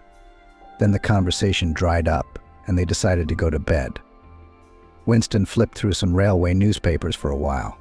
Terry delved into a detective story. boring. They both lay down on their sides with their backs to their traveling companion and pretended to fall asleep. After half an hour of torment, Winston did doze off. He awoke to hands stroking his shoulders. "Don't be afraid, Coach. You're a brutal man." "Too hard to resist," Terry whispered. Winston twitched on the shelf, stood up abruptly, turned round to face her. "What are you doing, traveling companion?" "I told you I was married." "You've never been away from your wife, Winston?" "Never cheated on her." "Of course you haven't," said the man angrily. But inside him the excitement was already reviving. Terry caught the change in his mood, and then what happened happened. "We hadn't talked much since this morning." "No, I don't want coffee." "Thank you," he said sharply. Since the evening, Terry did not raise her eyes to Winston, as if ashamed. In their own city, they went off to different sides of the platform. His memories of that night were strange. For some reason, he didn't even consider it cheating on his wife. And then the unexpected happened. In the middle of autumn, Winston, as usual, locked the door of the men's locker room, when a security guard called out to him from the lobby. "Winston, there's a girl here looking for you," the guard said. Going downstairs, Winston was surprised to see his traveling companion from the train to Miami on the doorstep of the children's sports school. She gestured for him to pass and said through gritted teeth, "How many partners I've had. But to get pregnant after one time, it's never happened before." "Hey, Coach, abortions are expensive these days. You're going to have to help me out with the money." Winston couldn't believe his ears. He could be a father again. He could have a son or a daughter. He would give half his life for such an opportunity. Quickly grabbing Terry under the elbow, he dragged her around the corner of the building to the summer sports field. There he sat her down on a bleacher near the football field and said loud and clear, "You will bear me this child, and I will be by your side and your husband his father. Just dare to do anything to harm the baby, you'll be sorry." Terry resisted. "So who are you that I should waste my youth and life on your offspring? You found yourself a surrogate mum, free of charge, and then maybe someone will call me to marry and I'll be with your extra." They sat down again and discussed the terms. Winston in everything helps Terry financially, comes to her at any time at her first request. The baby's fate will be decided after birth. She, in return, leads a healthy lifestyle for the remaining 7 months, does not do anything that could harm the baby. They learnt about becoming parents of a girl after the next ultrasound. "I didn't want a boy, but a girl. I'll think about whether to keep it or make a present for you, Daddy. Have you already pleased your wife?" Terry sneered. Winston looked at her and thought, "How could I have been so weak on the train to be around a woman like that?" He kept preparing to talk to Christy, wanting to tell her everything, to apologize, but he hesitated and put off the explanation. Let the girl be born, and then he will confess everything to the woman he loves. Cassandra was born quickly, healthy, without any abnormalities. 5 days later, Winston took Terry from the hospital. Surprisingly, this perky woman treated the baby very carefully and reverently, whether the maternal instinct woke up or the fact that the girl was pretty quiet, calm. It was as if she felt that there was some impropriety in her birth. Daddy and Mummy did not live together. There was no normal, in the conventional sense, family around. 3 months after the birth of his daughter, Winston offered Terry to draw up documents for adoption with the subsequent transfer of the baby to him, so that the woman again became free of any obligations. The refusal was unexpectedly abrupt. Moreover, Terry insisted that he did not tell his wife anything, otherwise she would lay down her bones, but she would separate him from Cassandra. At first, Winston was in doubt, wanted to involve lawyers to win back his daughter, and kept a close eye on whether Terry was treating the girl well. There was nothing to fault. She'd even managed to save up a decent amount of money for the baby, so there was no way to get her on the financial hook. As time went on, Winston got used to making visits to his second home, where Cassandra invariably greeted him with a joyful squeal. Sometimes they took walks together. Sometimes they even had lunch or dinner together as a big dad, mom and daughter. Christy was fanatical about her work, taking extra duty, not paying the slightest attention to her husband's absences. But if they were at home together in the rare hours, it was almost the same kind, affectionate, attentive. Tired from the night vigil, the ambulance crew pulled up outside the emergency room of the Children's City Hospital. In a moment, 2 burly orderlies were already carrying a stretcher with Cassandra into the examination room. The doctors scurried about, immediately reassuring everyone that the girl's life was not in danger. Christy's mission was over. The girl was delivered without incident. Winston stayed with his daughter. Christy had to go back to the emergency substation. Later in the evening, her husband would tell her everything honestly about those long-ago events on the train. Christy had almost calmed down by then. I am surprised that she did not consider her husband's brief affair a crime against their family. It was as if she felt all Winston's greed for this girl, in whom his dream of having a child was realized. People have different destinies. In different ways, heaven helps to find the happiness of fatherhood. Things began to look even busier between them. Christy advised her husband on which doll to buy for the discharge of the girl bought for her sweets, birthday, and New Year's gifts. Once only asked Winston why the little girl's mother had such a strange appearance. Winston explained that such metamorphosis with the appearance of Terry began to happen recently. Both of them had no idea at the time what Cassandra's mother's pink dreadlocks in her hair and her affectations would lead to. The thing was, Terry had fallen in love with the new guy on their crew. The man called himself a freelance nomadic painter, painted a portrait of her on the wall during breaks, and then painted over it himself with an even coat of colored paint. Terry had dreadlocks like his, a shade he'd recommended. The free artist didn't ask her out, didn't look languidly into her eyes, didn't shower her with gifts, didn't even hint at a rapprochement somewhere in a secluded corner of the construction site. He beckoned her with his bohemian spirit, his charm, even through the beautifully cut holes in his jeans. Refinement and aristocracy slipped into his every gesture, movement, turn of the head. What wind had brought this unrecognized genius to the construction site? Terry didn't ask herself. She only prayed that this artistic genius would not disappear from their educational horizon on some welcome day. Now she imitated her idol in everything, dressed like her gifted idol, smoked long, thin cigarettes like her god, tasted like her prince for lunch rolls and wasabi, for dinner a glass of Italian wine and elite cheese with mold. Cassandra paid less and less attention, pretending to still be the perfect mother only when Winston showed up. There was no alarm at Winston's positive change in tone. By the New Year holidays, Terry felt that her love was no more visibly about to take wing between falling into the maelstrom of love. Nomad told her that he doesn't stay in one place longer than 2 or 3 months. He gets bored. Art school, where he learned a craft, abandoned in the 3rd year, won the craving for a change of places. In unknown lands, Terry broke away after the object of her love and a fortnight after the appearance of longing in his eyes. But first she was well prepared. She already knew that Winston had no secrets from his wife, so she invited them both to the cafe to talk about an important matter. Having ordered coffee and cakes for the whole company, to sweeten the pill, as she thought, she didn't beat around the bush. I've met the man of my life, it seems. The kind of love people call ready to follow him to the ends of the earth. Cassandra's no longer my thing. God knows I wasn't always such a bad mother to her. I'm attached to her in my own way. Now I want to get on with my own life. If you want, Slava, draw up the documents. I'll give you my daughter and go away. Christy was shocked by this proposal.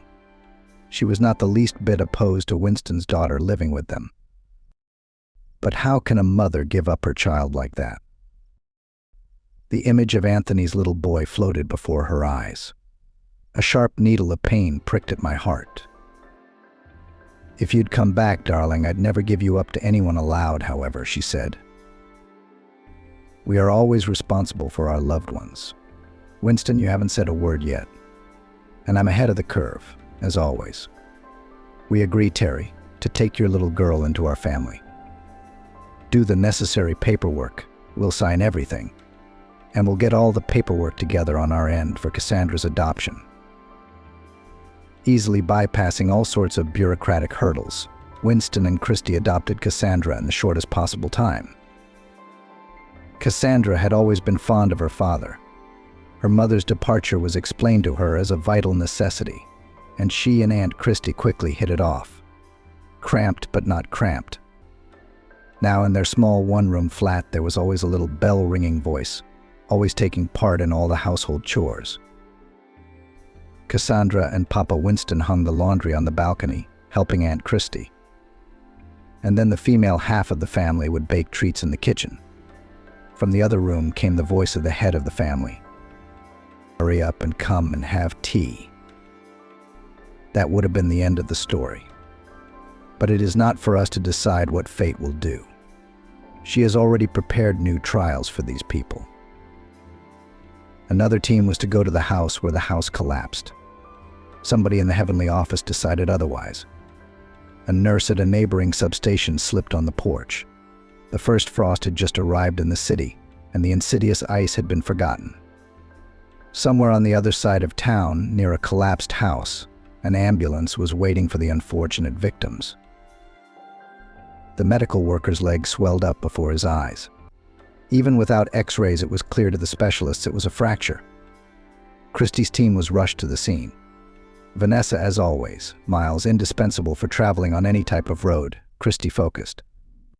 All assembled were good to go. Even Vanessa doesn't argue about riding in the back. She quickly climbs into the seat with Miles in the cab. No time for arguments and bickering. A couple of days ago, Christie and Vanessa had a serious conversation. Outside of work, they are friendly and on a you basis. Only at work they keep the chain of command. The doctor started the dialogue. But I began to my subordinate not for faults in the service, but for Miles. "Don't you have a heart? The whole substation is judging that Miles is pining for you, and you're like not native. I mean, he's good on the inside and out. And the scar on your face, that's a good look for a man. Why are you climbing the wall? I mean, he recoils at any touch from me. Am I unpleasant to him? Am I long? If he touches me, he bounces back. How am I supposed to understand this reaction to me? And you say he's in love. It's all bollocks." Now Vanessa drove beside Miles and again involuntarily admired his masculine profile. She was no longer intimidated by the scar that cut across his eyebrow and snaked down to his lips. Miles was attractive with that very masculine beauty that promised protection and strength to those around him. What remained a mystery was how deliberately he was avoiding her. If he loved her, why did he keep his distance? Miles was afraid to come within a meter of this woman. He was too fond of this person to offend her by an involuntary display of his masculine interest. Now, as soon as "Woman, where are you going?" Christie was called. "I'm going to try to crawl over to the girl and give her an anesthetic injection. I'm an EMT. It's too narrow in there. None of our guys could get in, she was warned. I'm gonna try anyway." Building rubble, chunks of plaster falling off, blue paint streaks from the wall in the entryway, more rubble and endless dust. Christie was forced to kneel at first, then moved almost crawling. In her mind, she thanked her husband for making her keep fit all these years, going to the swimming pool twice a week, jogging with him in the mornings. At the end of the climb, she finally saw a little girl who had been crushed by a metal door from one of the flats. The little girl's legs were pressed against the heavy rectangular plate like a press, and for some reason they were sticking out towards the exit. It was as if the child had been running and trouble had caught her as she ran. She turned back and called out in a ringing voice, "Here, I'm quite through. Two skinny men and a girl were crushed by the door. But I'm already giving her an anesthetic injection. Don't shout. For God's sake, came a whisper in reply. Loud noises in such a dilapidated building are dangerous now. After a couple of minutes, the baby quieted down. Christy began to shoulder the metal barrier into the flat. With difficulty, but the thing moved. There were rustles from behind, and the woman whispered. The girl is relaxed by the injection. Drag her by her legs. I'll keep pushing the door in the opposite direction. Together the work went more vigorously. The men pulled the girl to the exit through the narrow labyrinth. The way back no longer seemed so uncharted. Christy hesitated for only a few minutes. Outside, people still didn't realize what had happened next. The building started to collapse like a house of cards before their eyes. Only two young boys managed to jump out of the building with a little girl in their arms. Christy, a well-known pediatric emergency room doctor in the city, was buried under the rubble forever. Calm. Always quick to focus in difficult situations. Vanessa, the nurse, screamed, rushed to Miles, who had already grabbed her in an armful and started stroking her head like a little girl. It seemed to both of them that they were now being swallowed up before their eyes by some ravenous monster, a toothy maw of rock-strewn debris. It lured Christy, who had bravely stepped into the tunnel with the syringe, inside and swallowed her without choking. People were bustling around. Someone said that the fate of 4 more tenants, orphaned in an instant, was unknown. Christy's crew stood in the midst of the chaos, hugging each other tightly. A little later, with the pretense that their presence here is no longer needed, went to the car, without unhooking the embrace. They had to go to Winston's now to tell him and little Cassandra the bitter news. A fortnight passed. Miles and Vanessa now had a new doctor in charge, an elderly pediatrician who had transferred to the ER from the city's children's clinic. The silent and even a little stern man was a qualified and experienced specialist. But the nurse and the driver felt their close-knit brigade went sole. Everything seemed to be as usual, and everything was wrong. There was no desire to go to work. The day Christy passed away in front of their eyes, they rushed straight to her house. Cassandra was in kindergarten. Winston was packing his bag to leave for another training session. Vanessa had never before seen the emotion on the face of someone who had learned sad news show in such a way. After their account of the last few minutes, it was as if a blackness had run across Winston's face. Just now his eyes were alive and shining. And then the light in them went out and his skin took on a gray hue. How can I find words to comfort a man in such a situation? Everything said would seem empty and unnecessary. Vanessa and Miles realized that now they were superfluous in the midst of this scorched desert. They did not want to scatter. Some thick, strong thread now bound this couple, who had just witnessed a terrible, hopeless tragedy. They arrived at Vanessa's flat together after their shift. It seemed to them both now that no words were needed to explain to each other how much time they had lost. Vanessa cooked a meal as if she'd done it for her and Miles 1,000 times before. Both of them had such a voracious appetite after the stress they'd been under, that a huge pan of fried potatoes, generously drenched in eggs, had been devoured in about 5 minutes. Before, Miles had always thought that if Vanessa were near him, he would pounce on her like a hungry wolf. That's not what happened. He had such tenderness for this woman that a little more and he would melt like ice cream in hot weather. Miles felt such happiness inside that it seemed as if all the long agony of waiting hadn't happened. When Vanessa fell into a restless sleep, he was still unable to fall into a restful slumber. He wondered if he had imagined that she, his woman, his dream, his vision, was really sleeping on his shoulder. He was very impressed by the warmth with which Vanessa touched even his ugly scar on his face, how she kissed the curved line, looked into his eyes, whether he liked her kind touch, and acted as if she were a hero, a protector, a support. He immediately remembered the disgust on his wife's face when he returned from the hospital after being wounded. They had not uttered a single word of "I love you," "I need you," or "I need you." Everything in their story had been said long ago. Now they were just proving to each other that everything wasn't a mistake, that it was worth it to be patient and wait for things to happen the way they had now. In the morning, Vanessa said nonchalantly, "Miles, you'd better stop by the house and pick up your things. At first, my flat is closer to work and more spacious. Then we'll figure out what to do with your place. I'd join forces with you and exchange our property for something bigger." Miles hadn't known what a quiet family home was before. He and his wife had lived in perpetual separation. He had felt a kind of adamancy all the time then, a kind of coldness within the home walls. It was like he was together with that woman of his.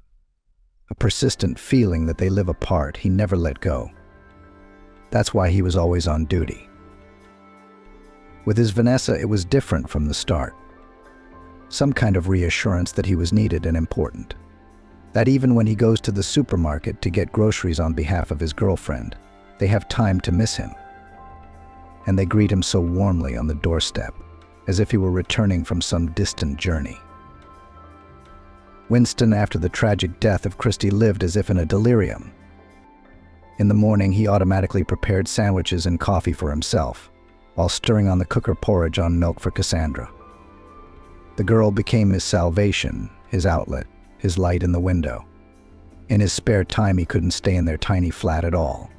He, Christy, and his parents, after the grief that had fallen on the family, immediately gave up sharply.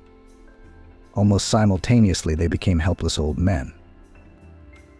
The two eldest of the family began to seek solace in working the land, fanatically planted everything in a row in the garden, finding in this work, if not joy, then oblivion. They tried not to think, not to remember. Even their granddaughter was stubbornly not taken to them on weekends, and they couldn't cope with Cassandra, who asked 100 questions in a minute. Winston took his daughter on impromptu camping trips at weekends. They would go to a river somewhere far away, pitch a tent, wander around the steppe, pick wildflowers for Christy's grave. On the way back, they'd always stop at the cemetery. Winston sat down on a wooden bench and talked for a long time with his beloved woman, who had passed away prematurely. Unhurriedly, he would tell how his and Cassandra's week had gone. Sometimes he proudly boasted that his charges had again won another prize at a prestigious competition. Christy looked up at him from the photograph with her gray-green eyes and smiled that smile of hers with which she liked to announce her life motto. "We are responsible for everything. If something happens on the road, be good enough to go to the victorious end." After visiting the cemetery, Winston felt better for a while.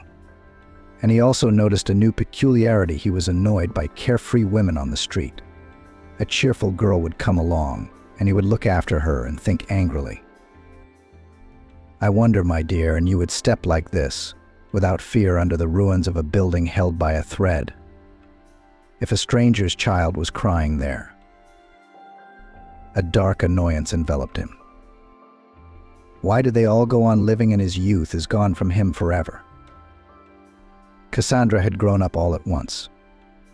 In her very young years, she had turned into a sort of wise old woman. She'd never been cranky since kindergarten. Buckwheat porridge with sausages is the best meal for dinner, and the 101st time she read a bedtime story about Cinderella. Every time was like a new discovery. She wasn't afraid to stay home alone if Winston had to go somewhere urgent. After such absences, she'd always ask him thoughtfully, "Tired? Shall I put the kettle on? Let me take your dirty socks to the bath." She'd already lost her second mum, but she never asked Winston any questions along the lines of, "When's Mum coming back?" or "Why are we living together?" They were having a good time. Even in this orphaned solitude, they always understood each other with half a word, half a look. Sometimes in the evenings, Miles and Vanessa came round with cakes or cake. Then they would have noisy tea parties together. They remembered Christy with a light sadness. All four at the table loved her. All four of them missed her very much. Winston sometimes painfully wanted to go somewhere far away from this city. where everything reminded of the happy past. But where to get a new, well-trained team of athletes? And his wife's grave is here. The old people are near. I had no desire to fight reality, no matter what. The anniversary of Christie's death was celebrated in a cafe. The brave doctor's former colleagues took care of everything themselves. Winston, Cassandra, parents were brought to the institution, where everything was already ready. Miles and Vanessa recently signed a marriage, deciding not to delay any longer with the officialization of their relationship. Their family was expecting a new addition in a couple of months. They had recently moved into a new flat, having bought it, as they were going to do, with the money from the sale of their bachelor flats. Many warm words were said to Christie at the table. No one wanted to part quickly. This time even Winston's parents expressed a fervent desire to take the girl to themselves for a couple of days. They sincerely missed the little girl. Having seen off the last guests who had gathered in honor of his wife's memory, Winston wandered home through the very park where they had once met. The same bench in the shade of an old chestnut tree. The same alleys of shrubs and flowers, hiding couples in love from prying eyes. In the far corner of the footpath, some company was frolicking all around. There were 3 young men. All together they surrounded some girl, not allowing her to take a single step. Winston's eyes darkened for a moment. The victim of the youths was an exact replica of his wife in their early youth. Slim, with a lock of loose hair, the girl stood helplessly between the boys, clutching a dainty handbag. The boys moved predatorily toward Megan, tightening the ring around her more and more. Winston added a step. "Guys, don't you think the lady doesn't want to mingle with you?" One of the young predators turned his head slightly, hissed. "Man, you'd better keep walking past. We'll handle our friend here on our own without interference." A cold chill of rage ran through Winston's body, quickly turning into an angry volcanic scorcher. It was infinitely important to him right now to save this young girl, to stop the insolent subjects from mocking her. Even if the whole company was long and well acquainted, even if there was truly nothing threatening her, it was important to him to get her away from those insolent guys and get her away from here. "I don't think the brisk man understands us," one of the guys said. "Go the other way out of here, passerby. We're all our own people here, and you're an extra." Winston glanced at the girl, whose green eyes were filled with despair. She was silent, but her eyes were pleading for help. Winston could not be mistaken that she was uncomfortable with the unpleasant scene that had been played out here. "The girl will leave with me," Winston gave the boys an ultimatum. "Or are you going to regret that our paths have crossed?" "Look at that funny man," grinned one of the trio, stepping away from his friends and standing opposite Winston. "He doesn't understand orders the first time. He's got a bit of a hound." The boy quickly slipped his hand into his pocket and pulled out a small knife. "How's that for an argument, noble knight, who decided to save the honor of a lady he didn't know? Would you rather I—" But she would not give up and shook her head vigorously. "I'm not leaving you alone with them. They've been after me for a long time. And here was a chance to be caught alone without friends, and even at a late hour. We all studied together at the university, boys from the elite, from the golden youth. And I am an orphanage. It's like a red rag for a bull, for them. Everyone wonders what kind of life I had in childhood and youth in a state institution. It was not customary for us to leave our own behind. I'll be there for you." Winston was so distracted by the girl's monologue that he missed a couple of solid punches to the ribs. Something crunched inside a fracture, he thought grudgingly.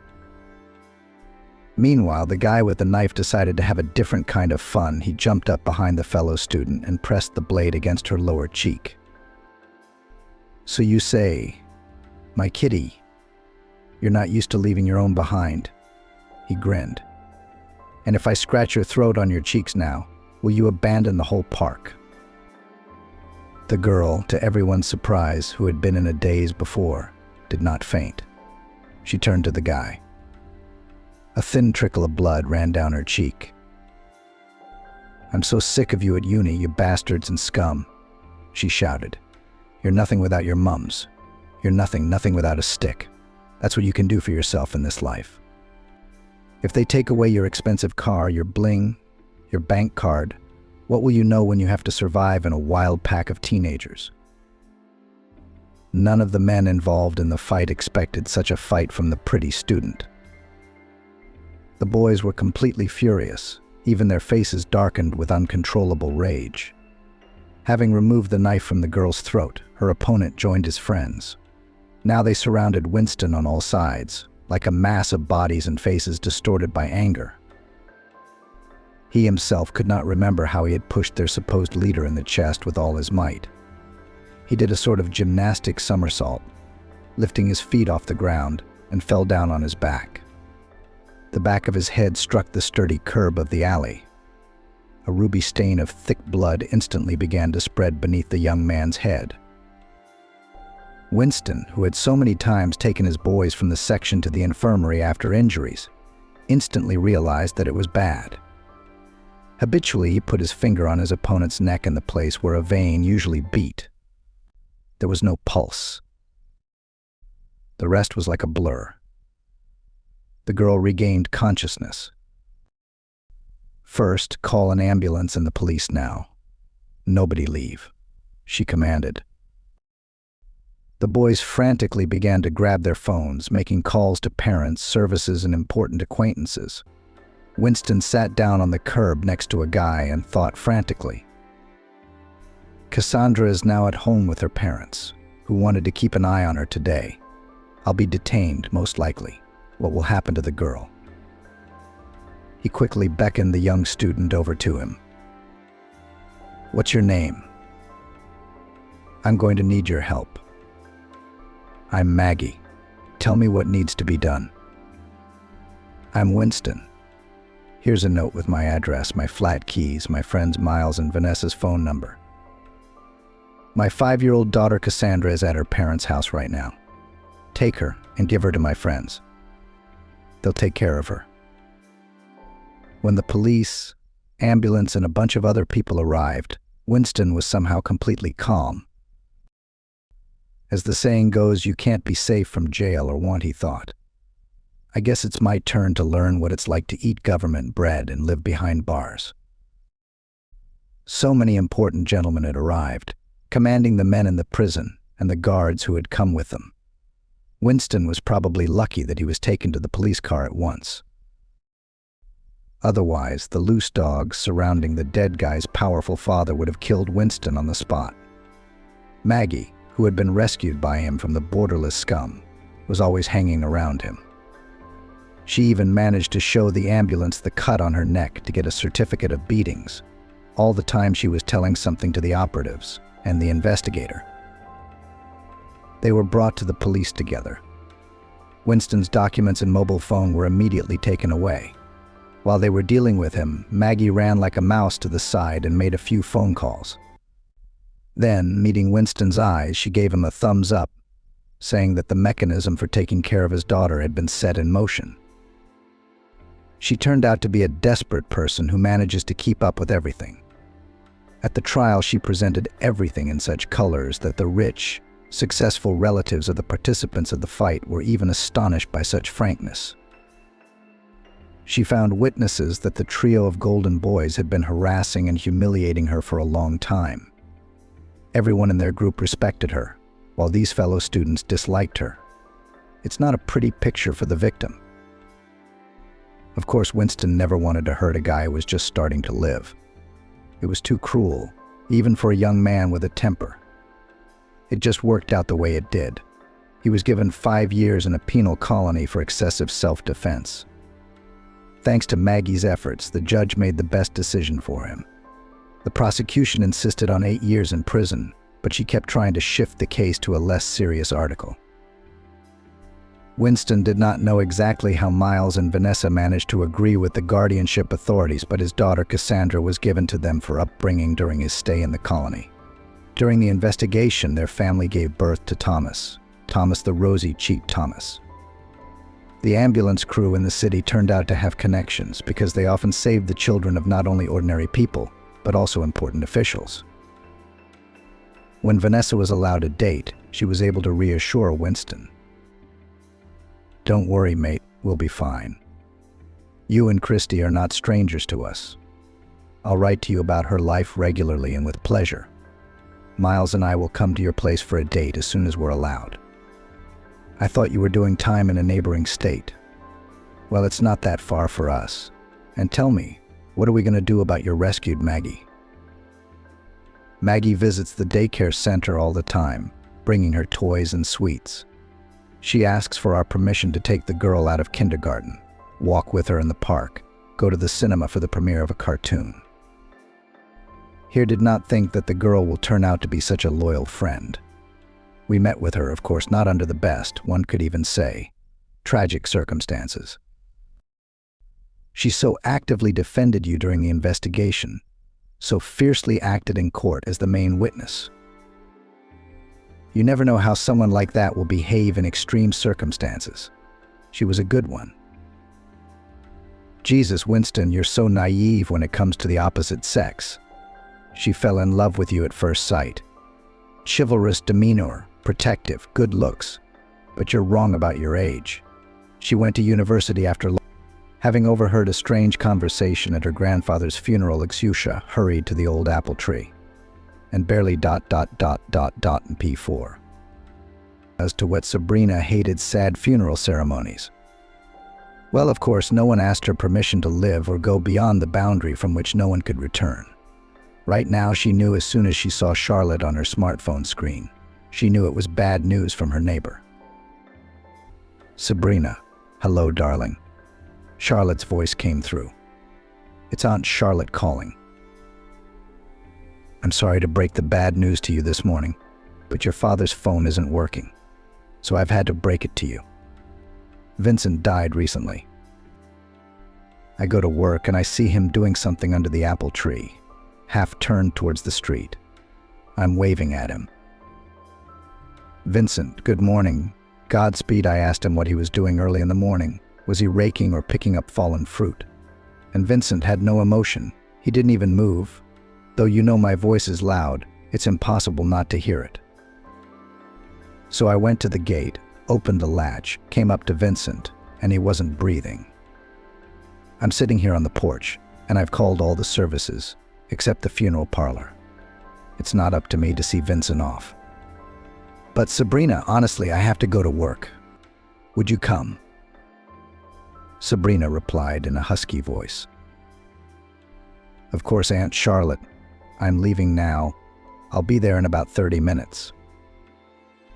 The sad news that her paternal grandfather had passed his last frontier came as a shock to Sabrina. Vincent, always cheerful, was something she hadn't expected. She had to go, of course, organize everything, call everyone in her grandfather's phone book. But she wanted to convince herself, shiveringly, that this conversation with her neighbor was just a bad dream. Now I should open my eyelids wide and look at the call history. Make sure the call never happened.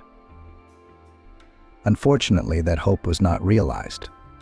There had indeed been a call from Aunt Charlotte, and Sabrina did her best to get to her grandfather's cottage, which was technically located within the big city but in the private sector.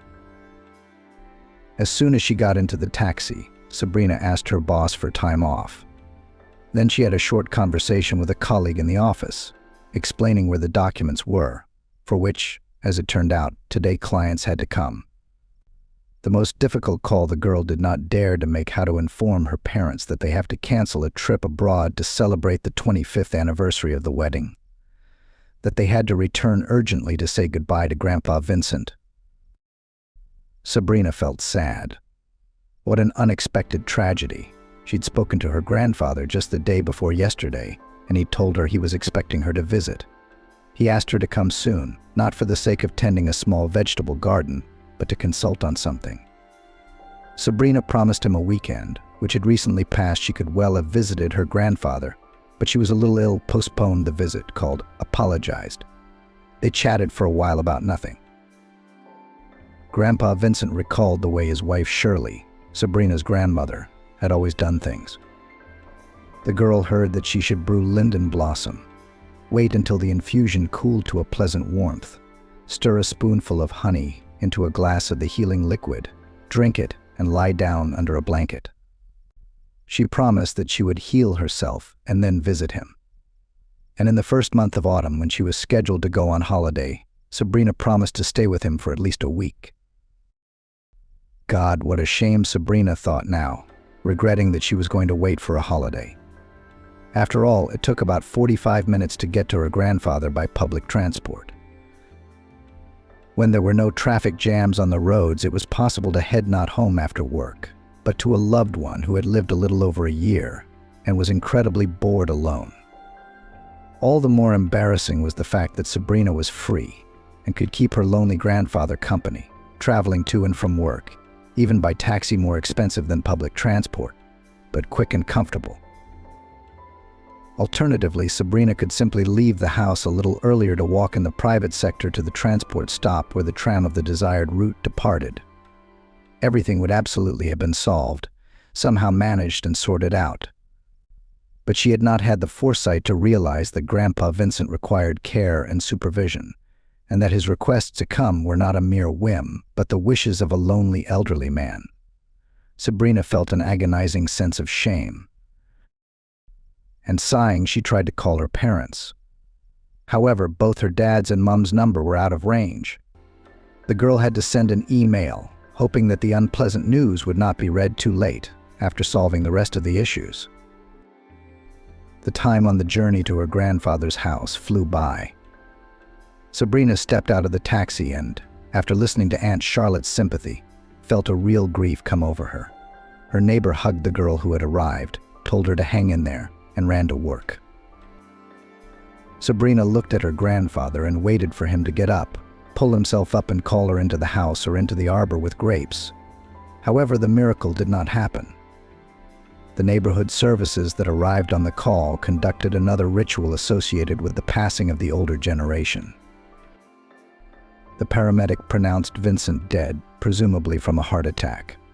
She advised Sabrina to contact the funeral agencies and explain that they had specialists who could organize grieving procedures with due respect for the deceased and sympathy for his relatives. Sabrina heeded the advice and tried with all her might to hold back the bitter tears of despair.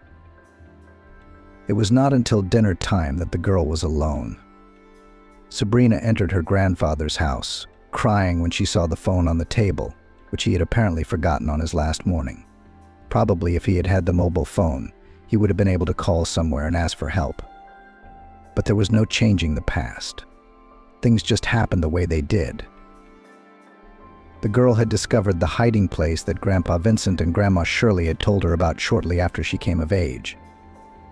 The man then pulled back the rug hanging over the bed, pressed gently on one of the wooden panels, then with a slight movement slid it aside. Surprised, the girl saw a deep vertical niche. Grandfather explained, "Here, granddaughter, these are our funeral ones. Shirley and I have been quietly putting money in here, so as not to be a burden to anyone." Sabrina remembered how she had started nagging her grandparents back then, said it was too early for them to be thinking about such a topic. She assured them they'd have great-grandchildren to nurse. "No, my dears, that won't do. First, you'll have to consider my fiancé approve, and then you'll have to help raise the babies. Mummy and Daddy are always busy." Grandmother, stroking her smiling granddaughter's head, quietly objected. "Sabrina, it's not like we're asking you if it's too early to think about your last journey in this world or not. We're just showing you so you know just in case. After all, Vincent's 70th birthday is this year, and I'm a little younger. Alas, at that age, anything can happen. Your parents know about the stash, of course. What if they're shy or modest?" Grandpa Vincent supported his wife. "We don't want to be a burden to you. Well, let's get this conversation over with." Grandmother hurriedly changed the subject and began to talk about the amusements of a little kitten she had picked up, unpretentiously nicknamed Man. Now, 6 years after this conversation, The skinny little boy has turned into a well-fed, long-haired, and independent handsome. His owner's departure was a real shock to the animal, and he even lost his excellent appetite for a few days. However, Grandpa Vincent managed to bring the cat out of this state, and now this mission fell to the share of Sabrina. It seemed to Sabrina that the orphaned cat understands everything, and that's why he curled up in a ball on his grandfather's bed and doesn't even react to the sound of the refrigerator door opening. The agency recommended by the ambulance lady really turned out to be professional.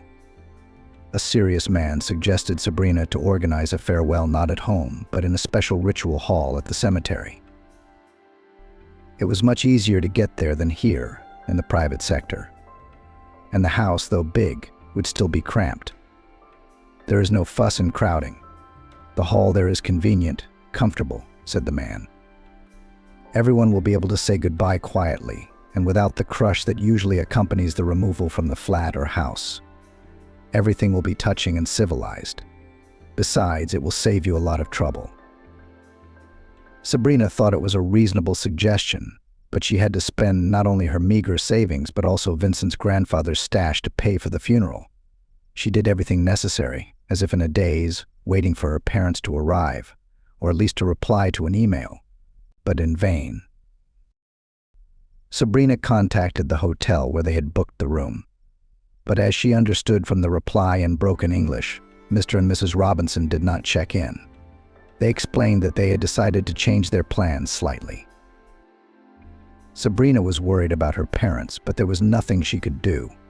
Clods of earth began to fall on Grandpa Vincent's coffin lid, but neither his son nor daughter-in-law showed up.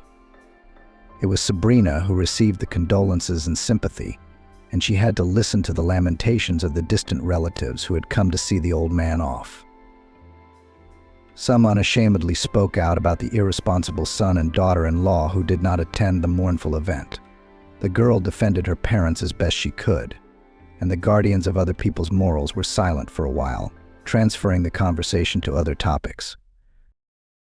Gradually, only relatives and the closest of neighbors remained at the memorial table in a small cafe. Sabrina, who had last seen most of them just under a year ago at Grandma Shirley's farewell, could hardly stand all the questioning. She wanted to run away from the cafe, but she had to fulfill her duty as a granddaughter to the end. From time to time, she took out the dirty dishes and brought memorial treats along with the waiters. As long as she didn't have to sit at the table listening to the loud conversations of those gathered. By chance, Sabrina overheard part of a conversation between Aunt Charlotte and Grandpa Michael's cousin as they served another batch of pies. Vincent used to talk to that apple tree like a person sometimes. I told him when Shirley was alive that we should cut that useless tree down, Michael said. It's grown over the roof of the house, and you can't get apples for nothing. Shirley, God rest her soul, used to complain about how useless that tree was. One year it bore so much fruit that you'd be tired of putting it away. The next year it didn't bear a single fruit. She kept threatening to cut it down and plant some summer tree like a peach. Only Vincent, of blessed memory, always stood up for the apple tree. Aunt Charlotte nodded in agreement. You're right. I thought it was strange, too, Vincent's fondness for that old apple tree. If it was a hectare of land, it wouldn't be too much of a waste of space. But in such a small area, it seemed silly to leave such a huge tree. A snippet of conversation made Sabrina think. Indeed, Grandfather treated that apple tree as a living thing. The girl had often seen him affectionately stroking the bark of the tree as he passed by. One day when Sabrina was a child, she decided to play and climbed up on a branch, which broke under her weight. Grandfather Vincent left his granddaughter in his wife's care and began to treat the wound on the tree himself. Lately, after Grandma Shirley's death, Grandpa had preferred to rest alone under the apple tree, rather than in the specially built gazebo covered with grapes. Thoughts of the mysterious apple tree Vincent had singled out briefly receded before the sad worries. The relatives were the last to leave the rented hall, and Michael reminded Sabrina. Someone has to spend 40 days and nights at Vincent's house. Would you be okay alone until your parents showed up? Maybe I should send someone with you. At least take my Tracy, my youngest daughter, with you." Sabrina noticed the look on Tracy's face, a woman of about 35 who clearly had her own plans for the evening and had no desire to spend the night in a place she didn't know. "Thank you, but I can really manage on my own. After all, it's kind of a token of my respect for my grandfather." Saying goodbye to everyone, the girl hurried home from the public transport stop, as her relatives had to go in different directions. Barely opening the gate of her grandfather's house, Sabrina had time to regret that she had tried to create an image of an independent and strong person. Of course, she wasn't too young to be afraid of an empty house, but she'd already spent a few nights here all alone. Would she be able to cope? She began to ponder again the reason why the tree held such an important place in her relative's life. Pensively, the girl stroked the sad cat. But being in the house, even in the company of an animal, was somehow uncomfortable for her. Sabrina went out into the yard and, obeying a sudden impulse, approached the apple tree, on which somewhere high hung green small fruits. A chill ran down her back. When she saw the scratches on the ground, there was no doubt that Grandpa Vincent had left those marks. It got really creepy when Sabrina had the crazy thought that the dying old man was digging up the ground, not in agony, but trying to dig up something. The girl went to the barn, took a small garden trowel from there, and returning to the apple tree, began to carefully dig into the ground. Almost immediately, the trowel hit something hard. Sabrina began to dig with the utmost care and soon pulled out of the shallow hole a hard rectangular package wrapped in a bag and additionally sealed with duct tape. The girl had never heard any stories about family heirlooms and was truly shocked. At home, Sabrina laid an old towel on the table, already asking for a well-deserved rest somewhere in a landfill. She laid her find on it and carefully opened the package with the kitchen knife her grandfather always kept sharp. Beneath the layers of duct tape in the package was a metal candy box. The girl held her breath as she opened it and saw not jewelry or money inside, but papers. Sabrina scrutinized the contents of the box. There were envelopes underneath double-folded notebooks, clearly written in her grandmother's smooth handwriting. Judging by the fact that the package was quite modern, with the emblem of a chain supermarket, and the paper was neither frayed nor yellowed, the girl concluded that the find had not been in the ground long. Thinking that it wouldn't be a big deal if she knew what Grandpa Vincent had tried to dig up before he died, Sabrina began to study the find, turning first to Grandma Shirley's notes. "My dear Vincent, I am writing you this note of confession, realizing that I do not have much time left in the world, and that it is wrong to take this secret away with me. Forgive me, Vincent, for the deception and even the crime I committed many years ago because of my love for you. It's hard to confess, but I must. You and I were married then. My daughter was in kindergarten, and I was back at work at the post office. Everything was going so well, I was jealous of myself. And then, like a blow to the head, I sorted through the mail and saw a letter addressed to you. The sender was one Marian Lopez from Center City, Texas. I got a bad feeling in my heart. I didn't give it to you. I read it myself. That's how I found out about your affair while you were digging up virgin land in Kansas. Your ex wrote that it was her strict father who arranged your separation in 1964, threatened to kill you or put you in jail using his connections for having an underage relationship. In fact, he left her only option was to lie to your eyes that she didn't love you one bit and didn't want to see you again. The mother tried to stand up for her daughter, but it didn't help. The woman was simply beaten by her own husband for daring to interfere. When Marian saw what your father had done, she was terrified for you. That's why she said what she was told to say with conviction.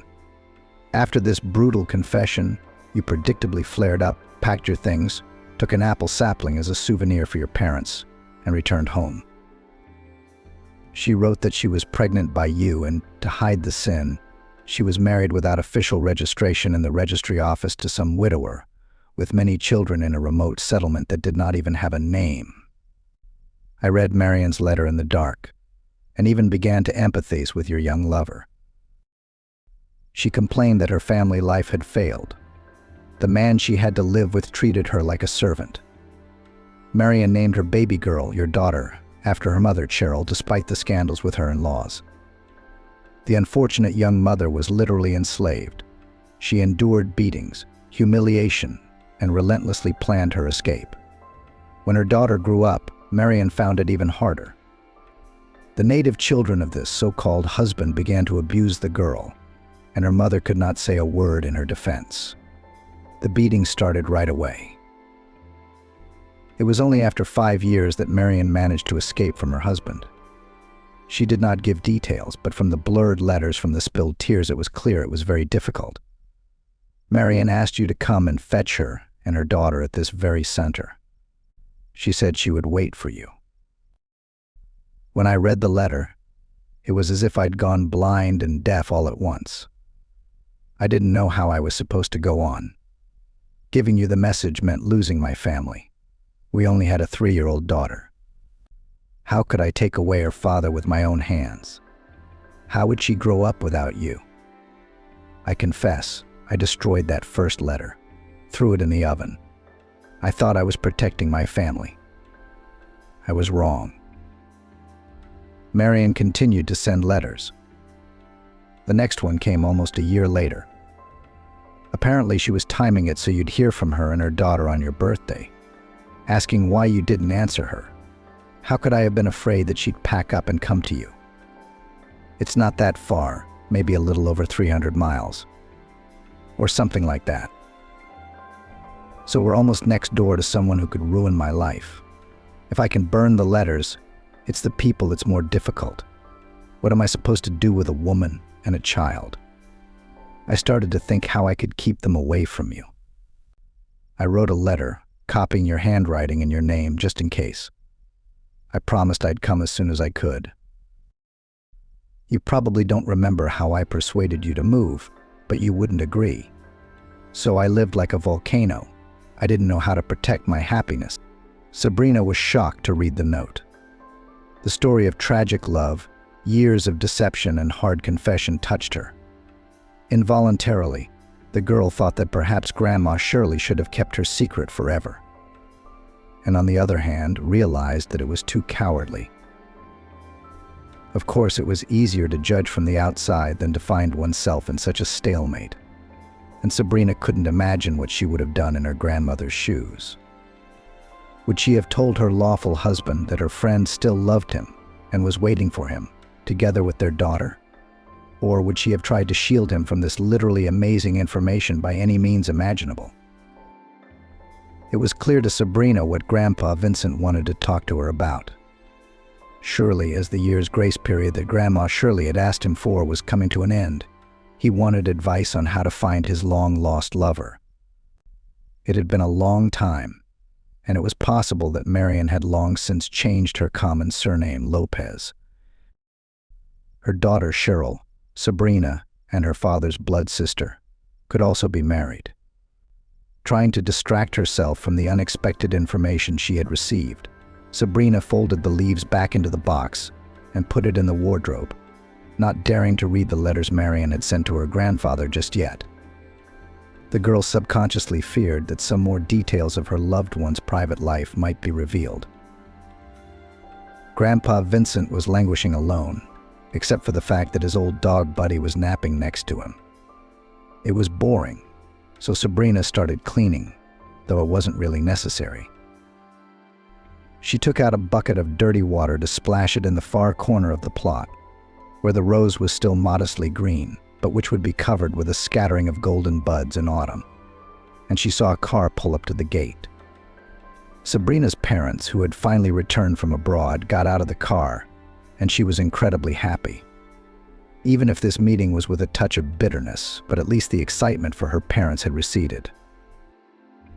In the course of a confusing conversation, it became clear that they had traveled to a place where there was no communication or internet access. They had received a sad message from Wilfred and Patricia's daughter when they reached civilization just before Grandpa Vincent's funeral and had hurried back.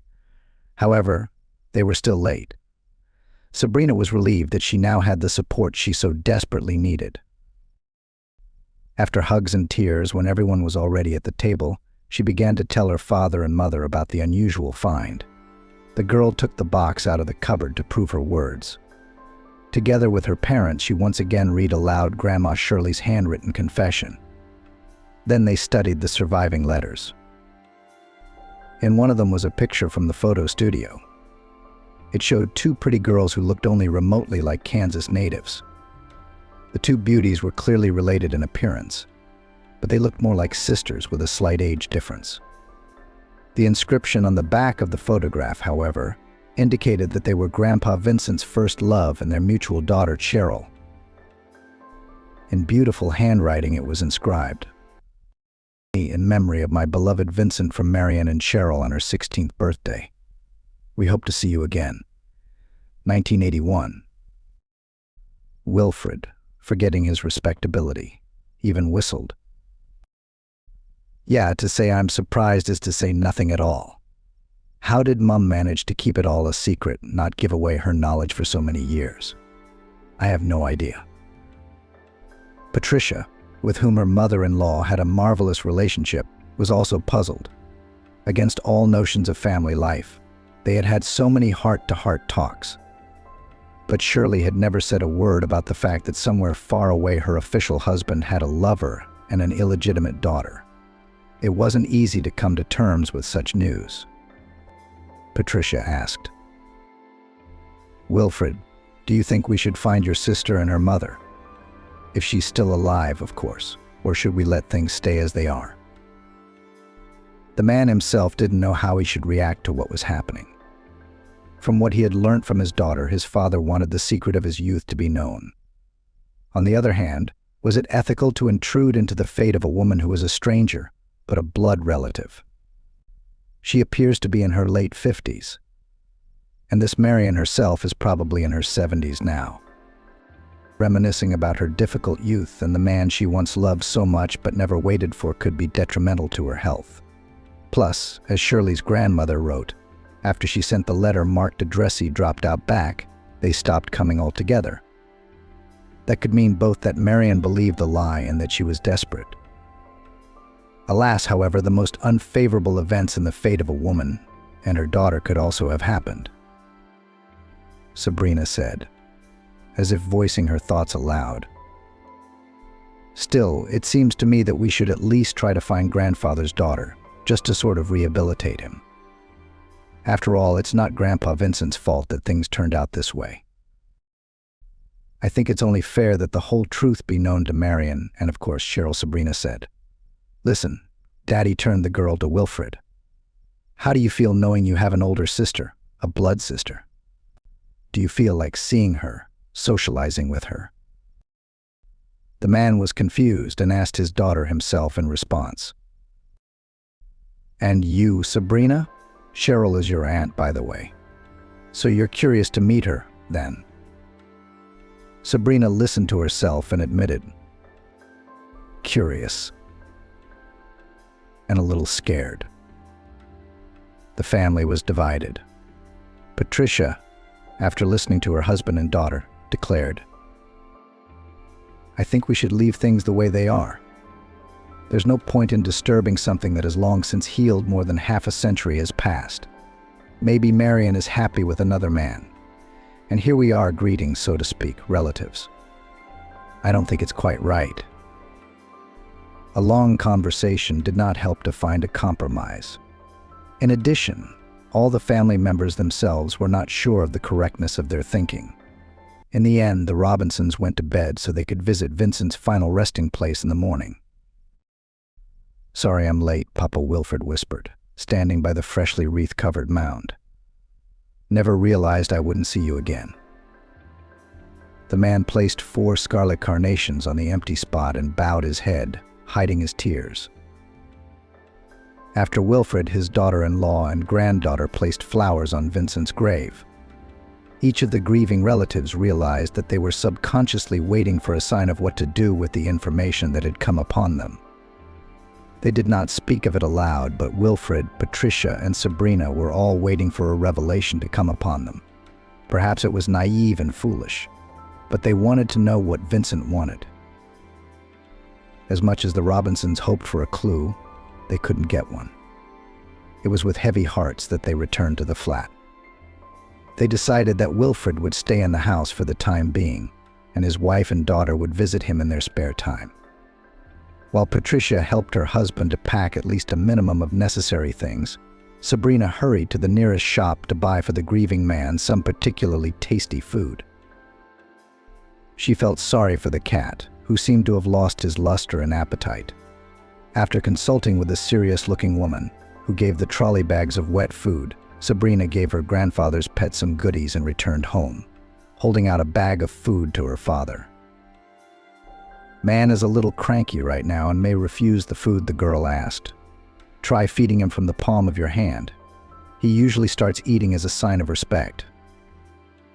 Wilfred smiled at his daughter.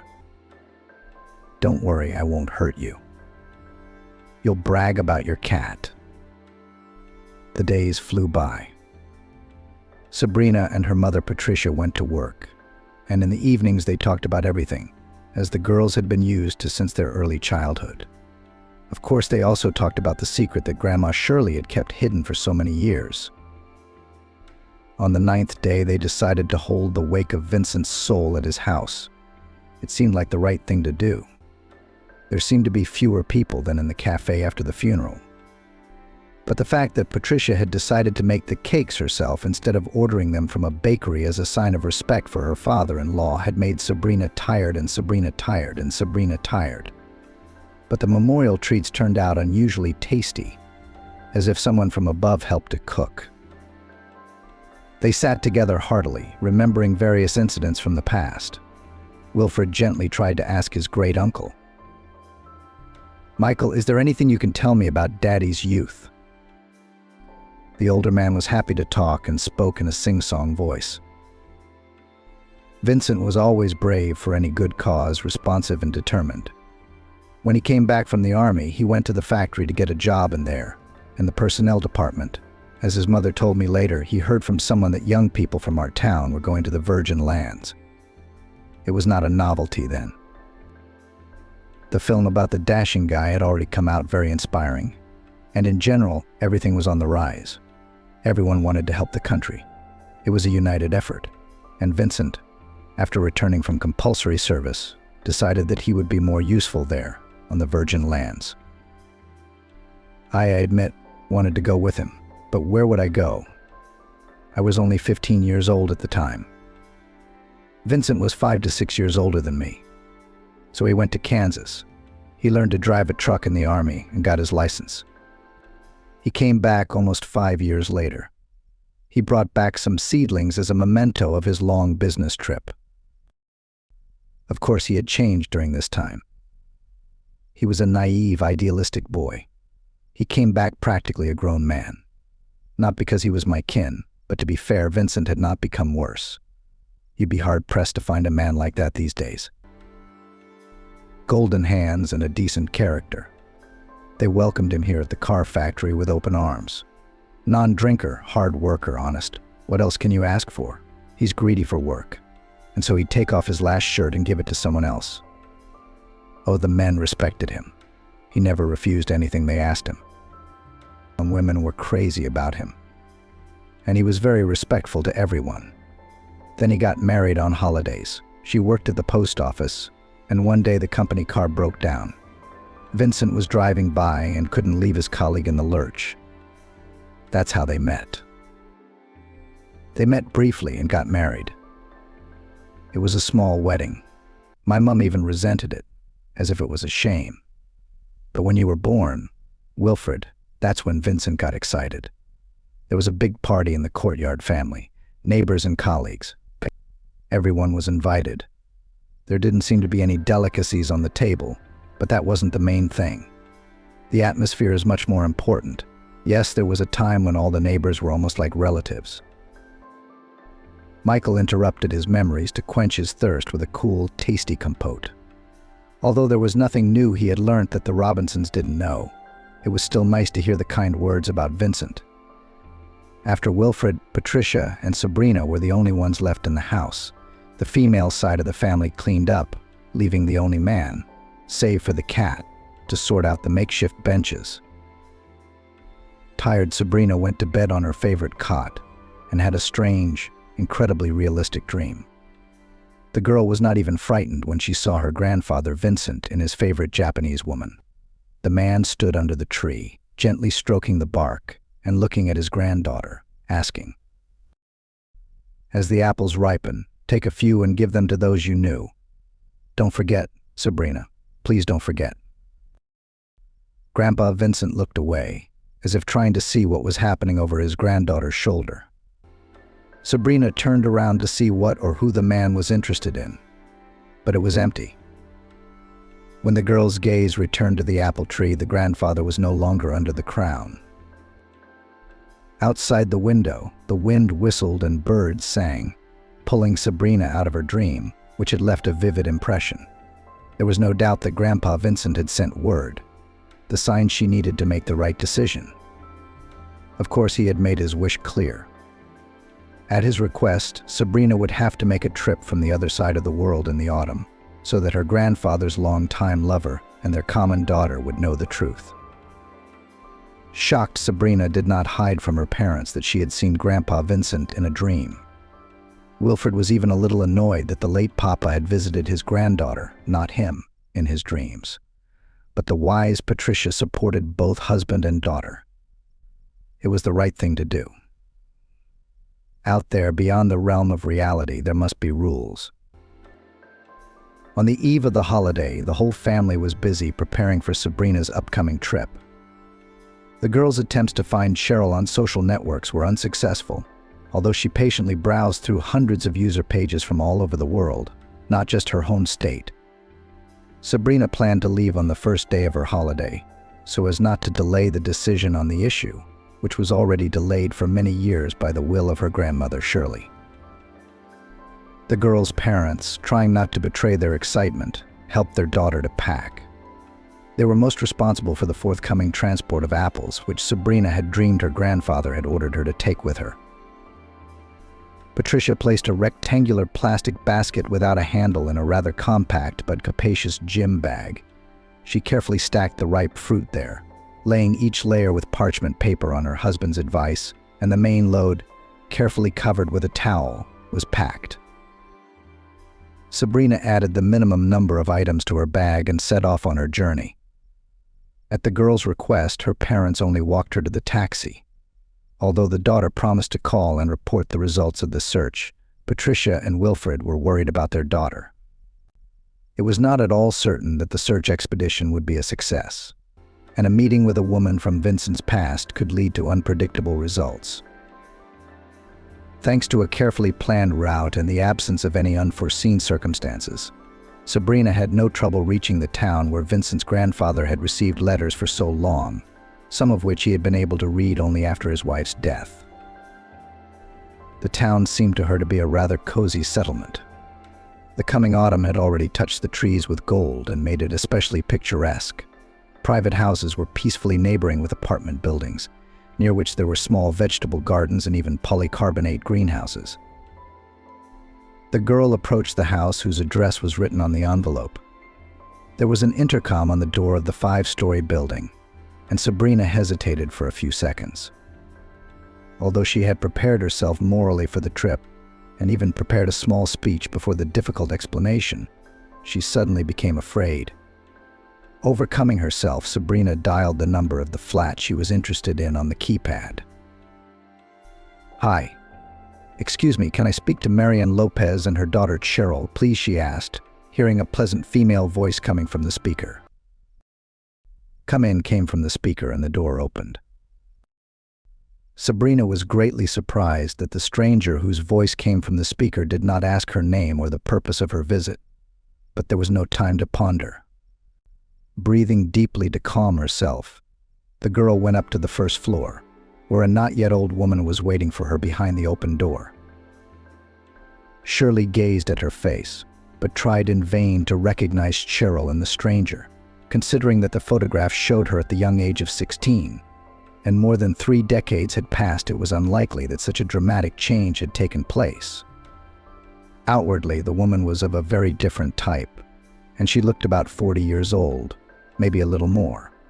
How could one tell the age of a modern, self-conscious woman, which the stranger was undoubtedly? Sabrina said a friendly hello. Hello again. I'm the one who bothered you. Could you please tell me how to speak to Marian Lopez? The woman carried on the conversation freely, even friendly, as if she had known Sabrina for years. Hello, if you're not joking. Where are you from? The question surprised Sabrina, but she answered honestly, though she didn't see how it mattered. The woman, hearing the name of the town, softened and invited her into the flat, where she asked another strange question. What are your grandfather's last names? My grandfather's last name on my dad's side is Robinson, and on my mum's side it's Jackson, was a phrase that had a strange effect on the woman. She asked nothing more, fidgeting. In spite of Sabrina's excuses, she led her into the kitchen and moved a plate of delicious ruddy cakes. She offered tea, coffee, homemade compote, and holding out a glass of the sweet drink to her guest, explained. Marian was my mum's best friend. Cheryl was my nanny and big sister. We survived together, even when there was nothing to eat but potatoes grown in the wasteland. We only saw meat once in a while. When Aunt Marian was planting, she was so worried and afraid, and hoped that one day they'd be looking for her. She told my mum to tell no one how to find her and her daughter, except a man named Robinson or his descendants. She was very fond of one Vincent Robinson. A daughter is a daughter, the fruit of their love sinful and sweet. Yes, that's right, Vincent Robinson is my grandfather. Sabrina confirmed the rejoinder. He was my grandfather. He passed away recently. It was only afterwards that it came to light that he once had his first love and their shared daughter living here in your flat at this very address. It's not Grandpa Vincent's fault he didn't find them sooner. It's just the way things are. The landlady took a notebook out of the cupboard, tore out a piece of paper, took a pen, and flicked through the pages. She began to rewrite something, not forgetting to be. Listen, Sabrina, do you have any money for the journey? The taxi fare will be insane, but it's faster than the train. I'm sorry it's not much, but I can give you 1,030. Sabrina was struck to the core by this offer. Some Alice, a seemingly quite modern young woman, in her simple-minded and open demeanor was like the positive characters from the old films that grandparents loved to watch. Such goodwill made Sabrina's nose pinch, and she hurried to reassure Alice. Don't worry, my finances are fine. Thank you, Alice. I'm very pleased to meet you. Thank you for the treats. It's time to move on. Sabrina looked up the cost of a taxi to her destination on the app and sighed. Yes, you're right. The price is something unbelievable. That's okay. I'll gladly take the electric train. Alice didn't let her guest off that easily. Wait, let's look at the schedule of trains and trains passing by on the internet. Maybe we'll even book a ticket at once. Otherwise, why are you wasting your time in the waiting room? You better keep me company here. Wouldn't you? Wouldn't you? Sabrina nodded, agreeing with Alice's wisdom. But the caution was unnecessary. It turned out that with time to get to the train station, it was almost time to say goodbye to the hospitable woman.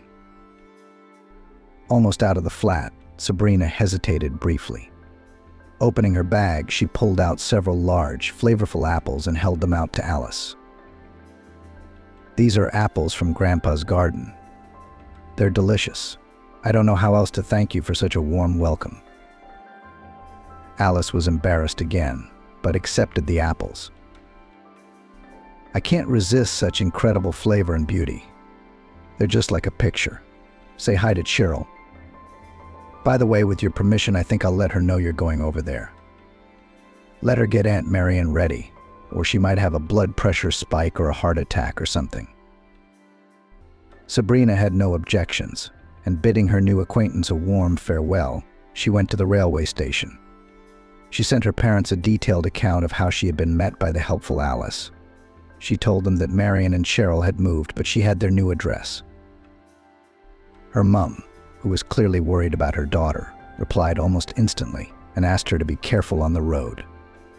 The girl light-heartedly promised to look around carefully and not to get involved in any dubious ventures. Fortunately, the atmosphere in the carriage was quite calm. Some of them were gazing thoughtfully out of the window at the scenery, which was becoming less and less recognizable in the darkness. Some of the occasional fellow travelers were dozing, and Sabrina wished she could be as immersed in her smartphone as most of the passengers in the carriage. The charging level made it necessary to refrain from that luxury. Almost at the moment when the departing day crosses the boundary of night to be forever in the past, Sabrina found herself in an ancient town. The girl thought with belated regret that she hadn't realized to take care of booking a hotel room in advance. After all, to appear in Marion's flat at such a late hour was somehow quite awkward. She felt a little uncomfortable, but ordering herself not to be a coward, she quickly, before the smartphone finally ran out of battery, orientated herself how to get to the nearest hotel. Luck favored Sabrina. The receptionist, smiling, even as if sincere, offered a small but, according to her, very cozy room. Sabrina was soon settled into her temporary accommodation, and after putting her smartphone to charge, she showered, had a snack, and lay down on the bed. Although the time was late, the mattress was comfortable and no loud noises penetrated the hotel room. There was no sleep in either eye. Still, in the morning there would be the meeting for which she had traveled. And again there was anxiety. The girl thought for the 100th time what to say to the innocent victim of deception. How to apologize for her grandmother. And in general, in what style to talk. After all, if with good-natured Alice everything somehow turned out to be very easy, it does not mean that communication with Marion and Cheryl will be as pleasant.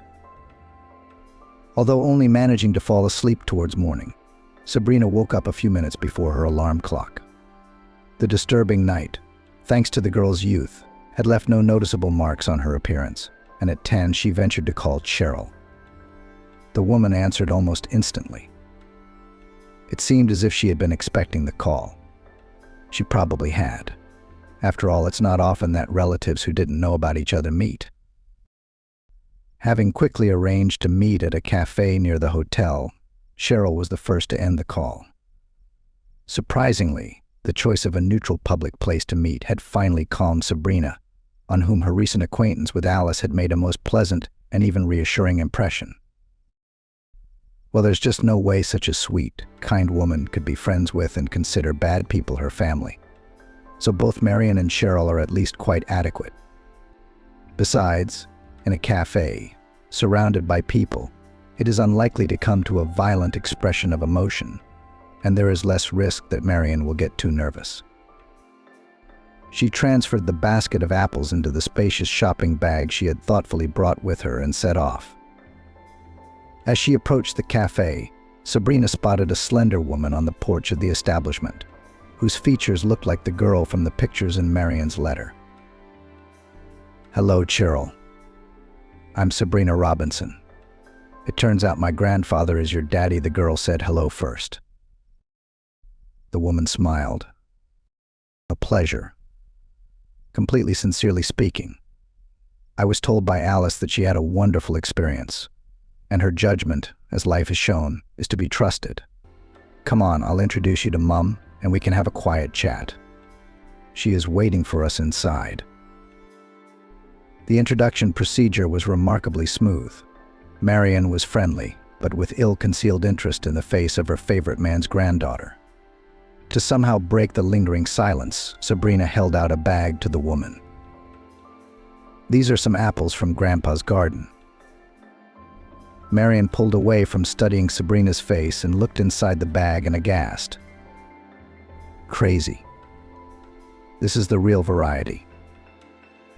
The woman carefully pulled out one fruit, sniffed it, holding it gently as if the apple were a living thing, and without addressing either Sabrina or her daughter, spoke softly.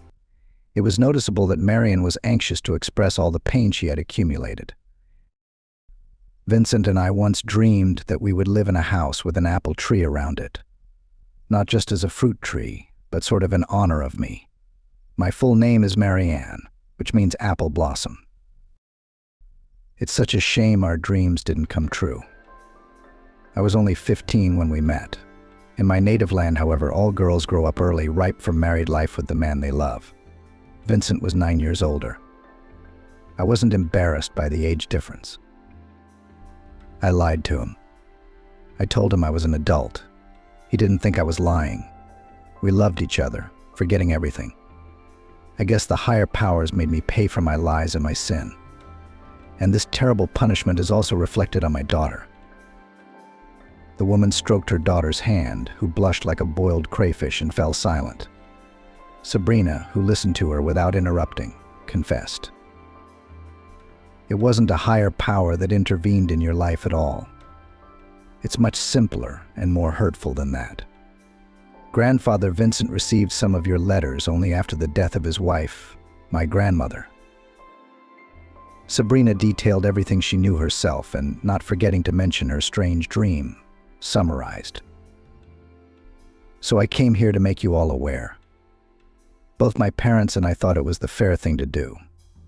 I'm sorry your love had such a tragic history, but nothing can be undone now. Marian held the apple in one hand, pressing it to her heart with the palm of her hand, the other wiping away the tears that were stubbornly rolling down her cheeks. Neither Cheryl nor Sabrina knew what to say or how to comfort the woman in her grief. There was a silence, like an unspoken moment of silence for Vincent's death. They had not yet ordered drinks and food. Marian, as if waking from a daze, suggested, "My dears, why don't we take a walk down the street? I'm feeling a little short of breath." Sabrina and Cheryl agreed without hesitation, although the look on the waiter's face when he didn't wait for an order, or at least a tip, was simply disgruntled. No one seemed to care about him at all. 3 members of the fair sex were pondering the vicissitudes of fate, and how outside interference ruins the most wonderful dreams. Her daughter wanted to take the bag of apples, but Marian stopped her. "I'm sorry, but I don't want to part with these apples." The long handles allowed her to hang the bag on her shoulder, so it wasn't too heavy to carry. Marian asked Sabrina to tell her everything she knew about her grandfather, what he did for a living, what he liked to watch, what he liked to wait, other everyday details. The woman seemed to absorb the moments that passed her by and smiled quietly. Perhaps she imagined that she herself had been living next to him all these years. The almost idyllic walk was interrupted by the ringtone of Cheryl's mobile phone. The mail caller was shouting so loudly that even from the distance of the alley, Sabrina could hear everything he was saying. "Why the hell aren't you home and at work? I was in a hurry, driving like a madman, and it's like a bad joke. Where are you wandering? If I find out you're cheating on me, I'll kill you, your lover, and your mother. I want you out of my flat." The stately Cheryl seemed to grow smaller as she listened to the tirade. The lights in her eyes went out, and she replied briefly, "I'll be right there." And Marian became visibly agitated. It seemed the voice of the man who had called was familiar to her, and this man did not evoke the slightest positive emotion in her. Cheryl began to say goodbye to Sabrina, and then turned to her mom. "Look, I'm going to run. Marcus seems pissed off already. You two talk some more. There's probably a lot of things you'd like to talk about." Cheryl hurried away, and from that moment the ease of Marian and Sabrina's conversation seemed to evaporate. The girl understood that the woman was terribly afraid for her daughter, who, as it was easy to understand, was in a relationship with a real tyrant. Soon Marian confirmed her young companion's conjecture. "I have the impression that my daughter is continuing my bitter story of slavery at the mercy of a cruel, overbearing man. However, unlike me, she got married officially, and with great love. At least 15 years ago it seemed that way. I was so happy for my daughter. Marcus always treated me and Cheryl with respect.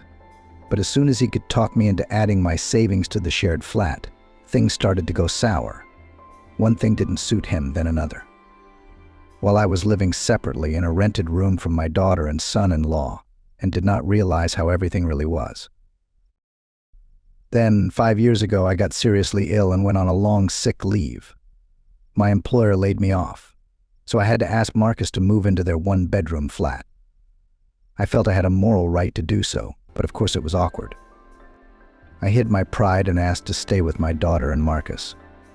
That's when I realized they weren't doing well. There was always some sort of grudge against my daughter. Jealousy, hurtful words, in a milder form than I'd been subjected to in the past. But every accusation against Cheryl was a punishment. Recently, he's been harping on my infertility, even though he's always said that his back is interfering with our life plans.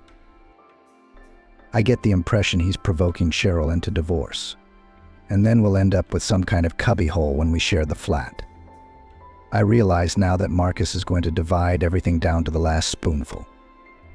That she and I will be like two blades of grass that can't be broken. I don't have a law degree. Cheryl's a long way from it either. We can't financially afford a good lawyer. Sabrina didn't know how to console the unfortunate woman who had never in her life been able to lean on a man's reliable shoulder instead of throwing herself into the fray on her own. Alice's friendship with her mum seemed to be the only bright spot in her fate. It was not easy, but when the problems try to solve not one person, already at least morally easier. And Marion confessed. As soon as I lost my full-time job and started baking at home, the delicate balance collapsed. Everything went downhill somehow. Although the standard of living even seemed to have improved. I could probably pay my rent again. But it's ironic. I'm just afraid for my daughter's health. Oh, I'm so afraid Marcus is going to start laying hands on Cheryl. And right now my heart is restless, like some kind of trouble is coming. Sabrina, I hate to drag you into our family squabbles, but come to our place, please. Marcus needs to tone down his arrogance in front of you. That's what he always does in front of strangers. He behaves enthusiastically and even self-consciously, playing the role of a model husband. If you ask our neighbors, they'd probably all agree that my Cheryl is incredibly lucky to have him. Sabrina immediately agreed to keep Marion company. Soon, after a few bus stops and a short walk down the street, they were inside the flat. A muffled male voice could be heard coming from one of the rooms. Now I'm going to teach you how a husband should be greeted, because you need to put the idea in ditches like you not to twist your tail in the absence of your lawful spouse. Marion opened the door and saw Marcus grab Cheryl by the neck, lifting her off the floor in a state of some irrational anger. The woman took the bag of apples off her shoulder and knocked her son-in-law on the head. The man, never letting go of his victim, slumped to the floor. Cheryl wheezed from coughing. "Mom, what are you doing? What fly bit you? What if you fractured Marcus's skull?" The woman slowly walked over to the couch, sat down on it, and asked, "Cheryl, nothing will happen to Marcus. You better get me some water and a sedative. Drops my heart starting to pound." Sabrina, meanwhile, was looking closely at the man. He was clearly stunned, but not too badly, and was already making attempts to get up. He had a dazed look on his face. Marcus was in no hurry to get up and rubbing the back of his head. He looked angrily at Marion and threatened. "Don't even think you're going to get away with this. I'll go to the trauma center, get the beatings taken out, and put you senile old woman, behind bars." Cheryl's hands shook as she handed the cup of medicine to her mum. The woman began to urge Marcus to take it easy, but he only became more vocal and threatening. "You'll go to your death, and then you'll die in the state house. And with your health there is nothing to be there. A woman, as they say, is easier on the horse than on the mare." Unexpectedly, Marcus' tirade was interrupted by Sabrina, who, together with her grandfather and father, had watched various detective shows and had little but valuable experience in calming down even the most inadequate visitors and suppliers. "First of all, I'm calling the police here right now. I saw you trying to hurt Cheryl with my own eyes. so Marian's actions may well be classified as grievous bodily harm in self-defense. Sabrina couldn't understand how she'd had the audacity to call a grown man some criminal code numbers from the depths of her subconscious. Probably the stress had taken its toll. She was so dashingly inserting phrases from her head, some legal terms, that Marcus, under the fierce pressure of the stranger, visibly staggered, and then, carefully rising, left the room, throwing his wife. "You are lucky I have a strong head, or you would have been a widow." When the man left, Sabrina took a seat on the couch next to Marian. The woman began to apologize to her guest. "I'm sorry, Sabrina, for what happened." Inside, though, the girl was all shaking with anger. She managed an almost calm reply. "Nothing to apologize for at all, Cheryl." Cheryl stood against the wall and listened to what was going on in the kitchen, where Marcus had gone. Then she rushed in, much to the surprise of her mum and Sabrina. The man was climbing the cupboards in a fit of rage, throwing everything out of them onto the floor. Marian quietly called out to her son-in-law, "Marcus, be quiet. I hid my stash a long time ago. As soon as I noticed that the note started to disappear from it. You won't find anything in the kitchen. Don't get your hopes up." The man was crushing groats and pasta with his feet, not knowing where he was stepping. He walked out of the kitchen, nearly knocking down Cheryl, who was in his way, and soon slammed the door loudly. Marian and Cheryl began to clean up Marcus's mess, and Sabrina joined them without hesitation. To the objections of her hosts, the girl confessed. "I feel partly a little guilty for everything that has happened, so of course I won't stand aside." The mess in the kitchen was almost cleared up when Marcus appeared in the doorway, accompanied by a man in a police uniform. "Hello, Lieutenant Norman Morris, Precinct Commander. Marcus asked me here to look into the circumstances of the battery."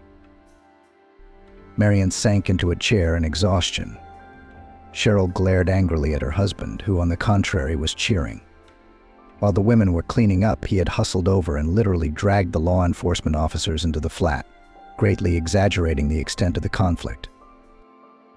Sabrina slumped against the wall at Marcus's insolence and blurted out to eliminate the possibility of a trick from this man with a rotten, petty soul. "Excuse me, Norman. May I see?" Cheryl thanked the precinct. "Thank you, Norman, for your informal approach. You've dealt with the situation fairly." Marian put almost half of the apples Sabrina had brought in a bag and handed it to the police officer with the words, "Please take this as a token of appreciation. I am very sorry that my intemperance caused my son-in-law to disturb you." The policeman shrugged his shoulders, saying it was his job, and then, as if shedding the veneer of officialism, asked with admiration in his voice, "How did you manage to grow such beautiful apples? At my parents' dacha this year, almost the entire crop at the stage of wilting hail beaten. What is not beaten, then during the frost rotted." Marian smiled. "I did not hope to admire such apples myself. It's the famous real variety. These apples were generously brought to us by Sabrina, our volunteer advocate, from another state, where a good man had brought a seedling from another country many years ago. Despite the difference in climate, the tree took root. The neighborhood officer thanked me again for the apples. Just in case, he dictated his phone number and left the flat after saying goodbye." In spite of the happy resolution of the problem, Marcus's petty revenge in the form of calling the police was a rather exhausting event for everyone. Marian jokingly declared, "That's enough cleaning for today. Where have you seen this? She comes to visit us and we give her a broom and dustpan. Basta, girls, let's take a break. Let's close the table in my room. This situation is making us hungry." Sabrina was removed from the party preparations and hurried to call her father to tell him that the conversation with the lawyer had helped her out of a very difficult situation. Wilfred and Patricia, who knew from her husband a slightly different version of events, were relieved when their daughter told them. Even at the age of 24, Sabrina was still the same favorite little girl for her parents, whom they wanted to protect, to cover with their care like a dome, impenetrable to any evil. As Alice had said, Marion was an incredibly skillful cook. Sabrina enjoyed the seemingly simple but delicious dishes. After tea with amazing homemade sweets, Cheryl asked her guest, "Can we have a Skype video call with your dad? I would at least like to meet my only sibling remotely that way." Sabrina confessed, "My parents asked me that too, but I didn't know how to suggest it. Is it convenient?" Marion splashed her hands. "My clever girl, what a good idea you have. Hurry up and get everything set up." Just a few minutes later, Wilfred's image appeared on the laptop screen. First of all, the man began to apologize to Marion. "It's hard for me to say this, but the happiness of my parents' family and my own carefree childhood was actually built on a foundation of your misfortunes. Most likely, if the letters from you had reached my father earlier, he would have found a way to help you. However, my mother was probably afraid that he would leave everything and ask for a divorce, and go to you and the daughter he never got to meet. I sincerely apologize to you, Marion. I want you to know that you can always count on me. Sabrina will leave you my phone number and other contacts. Feel free to contact me anytime you need me." Sabrina stayed with her hospitable hosts into the evening, listening to Marion and Cheryl talk about herself and her family. Despite the rather odd circumstances of their acquaintance, neither felt the slightest bit awkward. Cheryl confessed, "I had no idea I'd suddenly have such a wonderful niece." As Marion watched Sabrina, she saw a subtle, almost imperceptible resemblance to Vincent's similar facial features. The dimples that appeared when she smiled, the funny habit of wrinkling her nose and frowning her eyebrows. For so many years, the woman remembered the one man she loved desperately, and then, as if out of habit, hoped for a meeting. And now there was no chance of seeing him again. It was incredibly sad. And the only consolation was that Vincent had not forgotten or betrayed her. He had naively believed what she had said.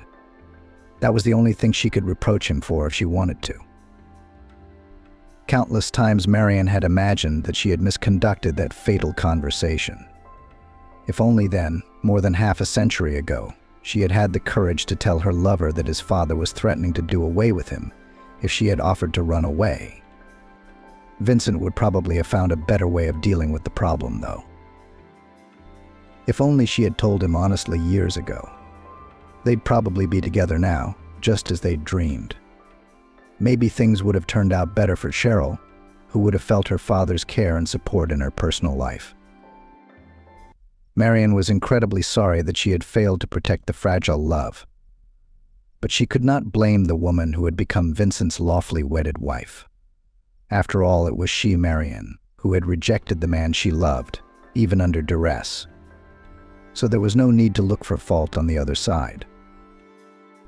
It had been a long, eventful day, and after a long meal and much conversation, the table began to yawn, one at a time or all at once. Sabrina flatly refused to be escorted back to the hotel. "Don't worry, please. The taxi will take me directly to the place, so there won't be any complications. As soon as I'm in my room, I'll let you know." Marion and Cheryl said goodbye to Sabrina as a close relative, with whom not only blood ties but also friendship. Before getting into the taxi, the girl waved to her new acquaintances, looking out of the window, and did not notice how from the bench at the neighboring entrance, Marcus, filled with anger, was watching her. The man thought that this strange young upstart, whom he had seen for the first time in his life today, was to blame for the bad day. Come to think of it, he'd taken a slight hit, and Cheryl had been so over it that she'd left the house and hadn't even thought to put him on notice. Clearly the matter was unclean. He, as a husband, had every right to teach her how a decent woman should behave. But this girl, instead of apologizing, started arguing with him, explaining that she had done nothing wrong. so he cut off her breathing a little so that she would not be punished. And then the angry fury came in at the wrong time and hit him on the head with all her might. Marcus rubbed the back of his head, feeling the painful bump, and continued to think about the hurt he'd suffered. It probably wouldn't have turned out so well for his wife and her mum if it hadn't been for the unfamiliar face. She'd been the devil to show up at their flat today.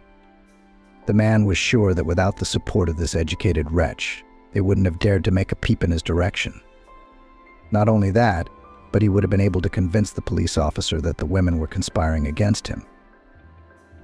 Only this young sheep Sabrina, as it was written in the report of the district officer, had a trump card. After the intervention of an obviously competent and knowledgeable lawyer, he, Marcus, had to leave the flat with nothing, although he also had the right to the living space. However, the fight for her still ahead. In the meantime, we have to deal with these insolent women. It's useless to break in now to his wife and her mum. They're probably locked up with all the locks and chains. But it's the right thing to do to catch up and teach the runaway a lesson. Marcus sat on the bench like a predator in ambush, watching for the defenseless sheep to leave the flock and be at his mercy. The man even chuckled, glad to find such a comparison. But the wait was prolonged. The autumn evening, gentle and merciless, already hinted that the planned hunt would not take place. Marcus was shivering, whether from restrained rage or from hunger and cold, and was about to leave. But then the door opened, and a fugitive jumped out into the street. Marcus' joy was a little premature, for the insolent sheep had got into a taxi. But that only made the man more excited. The chase was on. Luckily, the cars were side by side. In the meantime, the city's heavy traffic would keep the would-be victim out of sight. Sabrina was already gripping the front door handle of the hotel, wishing she could collapse on the bed and get some sleep. But she heard a voice behind her. Sabrina, or should it be Bizarre? The girl automatically turned around and lost precious fractions of a second. Marcus, whose voice she recognized perfectly well, was rapidly approaching her. Sabrina turned away and, trying to get into the hotel faster, started pushing the doors the wrong way out of fright.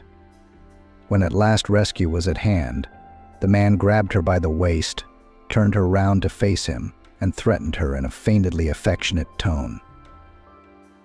"Where are you going in such a hurry? Let's have a chat, shall we? Explain to me, why the hell are you meddling in my family life? Why don't you say anything, you sheep? How long has it been since you got punched in the face for your big mouth? Who asked you to interfere?" The girl prepared to shout loudly and thought about how to get free. But she didn't have to look for rescue on her own. She couldn't see how the policeman, who was already in civilian clothes, came out of the ajar door behind her back, but she was incredibly happy when she heard. "Marcus, you're absolutely wrong right now. Let the girl go."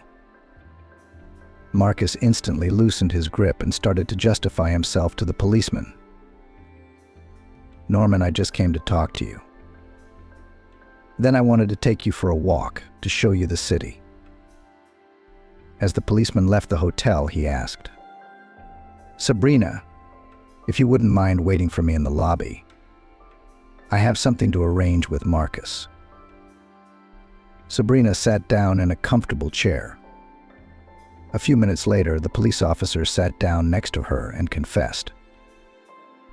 "You know, I actually came to see you. When my parents saw the apples, they were so distraught. They asked me to arrange with you for a cuttings from this tree. My father wants to graft cuttings and try to grow such beauty too. I can't count the number of times they cheated me with varieties in the markets. On the picture one thing, but grows completely different. So I came here to the hotel, and as it turns out, not for nothing." The girl smiled. She liked this young and very correct and principled policeman. In gratitude for her rescue, she promised to send him as many cuttings as he wanted when she got to her grandfather's cottage. Sabrina and Norman, who asked to address him simply, without middle names, exchanged contacts and said goodbye. The man did not want to part with the charming girl. but he could not find any reason to stay with her. Sabrina thought. I guess there's a reason Grandpa Vincent sent me to find Marion and Cheryl in my dreams. He also told me to bring apples with me. Events after meeting the relatives began to develop with frightening speed. Cheryl divorced from Marcus, and since in Sacramento they and Marion practically nothing held, after the exchange of the flat they moved at Wilfred's invitation to his father's house. The man offered wholeheartedly. Since I am aware of my mother's guilt, let this house be at least a small compensation for all your suffering. Marion sat at length by the apple tree, carefully nurtured by her lover, stroking it like a living thing. Sabrina, who was always a welcome guest, was glad that the old woman had found peace, albeit belatedly. In Vincent's granddaughter's personal life, the sweet fruit of the apple tree also played an important role. Correspondence and regular telephone conversations with Norman made it clear that their affection was mutual, and that it was growing stronger with time. Soon the lieutenant moved to the city to his favorite girl, explaining, "Well, why, policemen are needed everywhere, and if necessary I can learn another profession." Cheryl also found her own personal happiness, having met the brother of Aunt Charlotte's neighbor. Marion stroked the apple tree and whispered softly, "Thank you, Vincent. I know for a fact that it was you who helped to organize everything so well.